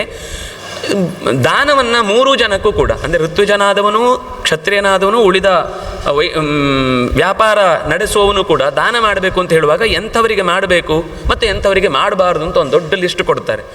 ದೇವರನ್ನು ನಂಬದವನಾದರೆ, ಮರ್ಯಾದೆಯನ್ನು, ಒಂದು ಸಾಮಾಜಿಕ ಚೌಕಟ್ಟನ್ನು ಮೀರಿದವನಾದರೆ, ಪಡೆದ ಉಪಕಾರವನ್ನು ಮರೆತವನಾದರೆ, ಇನ್ನು ಕಳ್ಳನಾದರೆ, ಮೋಸಗಾರನಾದರೆ ಅಂಥವನಿಗೆ ಯಾವತ್ತೂ ಕೂಡ ದಾನಾದಿಗಳನ್ನು ಮಾಡಬಾರ್ದು ಮತ್ತು ಅವನಿಗೆ ನಮಸ್ಕಾರವನ್ನು ಮಾಡಬಾರ್ದು. ಅವು ಕದಾಚಿನ್ ನಾಭಿವಾದಯೇತ್, ಅಂಥವನಿಗೆ ಅಭಿವಾದನೆ ಮಾಡುವುದು ಸರಿಯಲ್ಲ ಅಂತ. ಇದರ ಅನೇಕ ಮಾತುಗಳಲ್ಲಿ ನಮಗೆ ಇವತ್ತಿನ ಪರಿಸ್ಥಿತಿಗೆ ಅನೇಕ ಉತ್ತರಗಳು ಸಿಗ್ತವೆ. ನಾವು ಅದನ್ನು ಗಮನಿಸಬೇಕಾದ ಅಂಶ ಏನು ಅಂದರೆ, ಇದೆಲ್ಲ ಯಾಕೆ ಬೇಕು ಅಂತ ನಮ್ಗೆ ಅನ್ನಿಸ್ಬೋದು. ನಾವು ಸಣ್ಣ ಪುಟ್ಟ ಆಚರಣೆಗಳಲ್ಲಿ ಕೆಲವೊಂದು ಸರ್ತಿ ಸಂದೇಹ ವ್ಯಕ್ತಪಡಿಸ್ತೇವೆ. ಅದಕ್ಕೆ ಎಲ್ಲದಕ್ಕೂ ಈ ಪುರಾಣದ ಮಾತುಗಳಲ್ಲಿ ನಮಗೆ ಉತ್ತರ ಸಿಗುತ್ತೆ. ಗುರು ಶಿಷ್ಯರ ಸಂಬಂಧ ಹೇಗಿರಬೇಕು, ಆ ಗುರು ಅಂತಂದರೆ ಏನು, ಅವನ ಮಹತ್ವ ಏನು, ಅವನಿಗಿರುವಂತಹ ಗುಣಧರ್ಮಗಳೇನು, ಶಿಷ್ಯನಾಗಿ ಅವರನ್ನು ಎಷ್ಟು ಪರೀಕ್ಷಿಸಬಹುದು. ಪರೀಕ್ಷಿಸುವುದು ಅಂತಂದಾಗ ತನಗೆ ಸಿಗಬೇಕಾದ ವಿದ್ಯೆ ದೃಷ್ಟಿಯಲ್ಲಷ್ಟೇ ಹೊರತು ಅವರ ಉಳಿದ ಇತರಾಣಿ ಅವರಲ್ಲಿ ಇನ್ನೇನು ಒಬ್ಬ ಮನುಷ್ಯ ಅಂತಂದಮೇಲೆ ಗುರು ಆದರೂ ಅವನು ದೇವರೇನಲ್ಲ, ಅವನಲ್ಲೂ ಸಣ್ಣ ಪುಟ್ಟ ದೋಷ ಇರುತ್ತೆ. ಆದರೆ ನಮಗೆ ದೋಷಕ್ಕಿಂತ ಹೆಚ್ಚು 100 ಪಟ್ಟು ಗುಣಗಳಿರುವುದರಿಂದಾಗಿ ಗುಣಗಳಿಗೆ ನಾವು ಗಮನ ಕೊಡಬೇಕು ಹೊರತು ದೋಷಗಳಿಗಲ್ಲ ಅನ್ನುವ ಎಚ್ಚರದೊಂದಿಗೆ ಶಿಷ್ಯ ಆ ಗುರುತ್ವವನ್ನು ಪ್ರೀತಿಸಿ ಅವರ ಸೇವೆಯನ್ನು ಮಾಡಿ ತನಗೆ ವಿದ್ಯೆಯನ್ನು ದಕ್ಕಿಸಿಕೊಡಬೇಕು ಅನ್ನುವ ಅನೇಕ ಥರದ ಮಾತುಗಳನ್ನು ಆಡ್ತಾರೆ. ಮತ್ತು ಶಿಕ್ಷಾ, ವ್ಯಾಕರಣ, ನಿರುಕ್ತ, ಕಲ್ಪ, ಜ್ಯೋತಿಷಗಳಂತಹ ವೇದಾಂಗಗಳ ಅನೇಕ ಅಧ್ಯಾಯ, ಸುಮಾರು 600-700 ಶ್ಲೋಕಗಳಲ್ಲಿ ಒಂದು 16 ಅಧ್ಯಾಯ ಬರುತ್ತೆ. ಬಹಳ ಸುಂದರವಾಗಿ ನಾವಿವತ್ತು ಯೋಚಿಸಬಹುದಾದ, ಅಂದರೆ ಇದರ ಬಗ್ಗೆ ನಾನು ಎಷ್ಟು ಹೇಳಿದರೂ ನಮಗೆ ಅದರ ಸ್ಥೂಲ ಪರಿಚಯ ಇದ್ದರೆ ಇದರ ಮೇಲೆ ಮತ್ತಷ್ಟು ಪರಿಚಯ ಮಾಡಿಕೊಳ್ಳಿಕ್ಕೆ ಸುಲಭ ಆಗುತ್ತೆ. ಮತ್ತೆ ಮುಂದೆ ಇಡೀ ಮಂತ್ರಗಳ ಒಂದು ಸಮಗ್ರ ಪ್ರಪಂಚವನ್ನು ಪರಿಚಯಿಸ್ತಾರೆ. ಯಾವ ಅಕ್ಷರ ಇರಬೇಕು, ಯಾವ ಸಂಖ್ಯೆಯಲ್ಲಿ ಇರಬೇಕು, ಎಷ್ಟನೇ ಅಕ್ಷರ ಈ ಅಕ್ಷರ ಆಗಿರಬಾರ್ದು, ಈ ಅಕ್ಷರ ಆಗಿರಬೇಕು ಅನ್ನುವ ಅನೇಕ ಮಹತ್ವಯುತವಾದಂತಹ ಸಂಗತಿಗಳನ್ನು ನಿರೂಪಣೆ ಮಾಡ್ತಾರೆ. ಎಲ್ಲ ದೇವತೆಗಳಿಗೂ ಸಂಬಂಧಪಟ್ಟ 1000 ಅಕ್ಷರದಿಂದ ಹಿಡಿದು 1 ಅಕ್ಷರದ ತನಕದ ಎಲ್ಲ ಮಂತ್ರಗಳು ಹೇಗೆ ಕೆಲಸ ಮಾಡ್ತವೆ, ಯಾವ ಅಕ್ಷರ ಯಾವ ಸಂಖ್ಯೆಯಲ್ಲಿ ಇರಬೇಕು, ಯಾವ ಸಂಖ್ಯೆಯಲ್ಲಿ ಇರಬಾರ್ದು, ಯಾವ ಅಕ್ಷರ ಇರಬೇಕು, ಯಾವ ಅಕ್ಷರ ಇರಬಾರ್ದು, ಏನನ್ನು ಜೋಡಿಸಬೇಕು, ಹೇಗೆ. ನಮಗೆ ಇದೆಲ್ಲ ಕೇಳಿದರೆ ಹೀಗೆಲ್ಲ ಇದೆಯಾ, ನಮಗೆ ಇದೆಲ್ಲ ತಲೆಗೆ ಹೋಗೋದಿಲ್ಲ. ನಾವು ಜಪ ಬಿಟ್ಟು ಅಂದ್ರೆ ಒಂದು ಜಪ ಅಂತಂದರೆ ಕನಿಷ್ಠ ಪಕ್ಷ ಕೃಷ್ಣಾಯ ನಮಃ ಅಂತ ನೆನಪಿಸಿಕೊಳ್ಳುವುದನ್ನೇ ನಮಗೆ ಕಷ್ಟ ಆಗುತ್ತೆ ಅನುಸಂಧಾನ ಮಾಡಲಿಕ್ಕೆ. ಅಂಥದ್ರಲ್ಲಿ ಇಷ್ಟೆಲ್ಲ ವಿವರ ಇದೆಯಾ ಅಂದರೆ ಋಷಿಗಳು ಹಾಗಾಗಿ ಸಿದ್ಧ, ಸಾಧ್ಯ, ಸುಸಿದ್ಧ ಅಂತನ್ನುವ ಆ ಮಂತ್ರಗಳ ವೈವಿಧ್ಯಗಳನ್ನೆಲ್ಲ ಹೇಗೆ ನಾವು ಅರಿತುಕೊಳ್ಬೇಕು ಅಂತನ್ನುವ ಮಾತನ್ನು ಸನತ್ ಕುಮಾರರು ನಾರದರಿಗೆ, ಸನಂದನರು ನಾರದರಿಗೆ ಹೇಳುವ ಅಧ್ಯಾಯದಲ್ಲಿ ಮುಂದೆ ಬರುತ್ತೆ. ಅದರ ನಂತರ ಮತ್ತೆ 2 ಪಾದಗಳಲ್ಲಿ ಒಟ್ಟು 4 ಪಾದ ಪೂರ್ವಾರ್ಧವಾಗಿ ಸನಕ, ಸನಂದನ, ಸನತ್ಕುಮಾರ, ಸನತ್ ಸುಜಾತರ ಮಾತುಗಳಾಗಿ, ಮುಂದೆ ಮಾಂಧಾತೃವಿಗೆ ವಸಿಷ್ಠರು ಮಾಡಿದ ಉಪದೇಶದ ಭಾವವನ್ನು ಉತ್ತರ ಭಾಗವಾಗಿ ಈ ಪುರಾಣದ ನಿರೂಪಣೆ ಇದೆ. ಮತ್ತೆ ಉಳಿದ ಚಿಂತನೆಯನ್ನು ನಾಳೆಯ ದಿವಸದಿಂದ ನಾವು 2 ದಿವಸಗಳ ಕಾಲ ನೋಡಲಿಕ್ಕಿರುವಂಥದ್ದು. ಸಾಧ್ಯವಾದಷ್ಟು ಅದನ್ನು ಸಂಗ್ರಹಿಸುವ ಪ್ರಯತ್ನವನ್ನು ಕೃಷ್ಣ ಮಾಡಿಸಲಿ ಅಂತ ಪ್ರಾರ್ಥಿಸ್ತಾ ಉಭಯ ಶ್ರೀಪಾದರಿಗೂ ಮತ್ತೊಮ್ಮೆ ಹೃತ್ಪೂರ್ವಕವಾದಂತಹ ಕೃತಜ್ಞತೆಗಳನ್ನು ಅರ್ಪಿಸ್ತಾ ಕೃಷ್ಣ ಅರ್ಪಣಮಸ್ತು.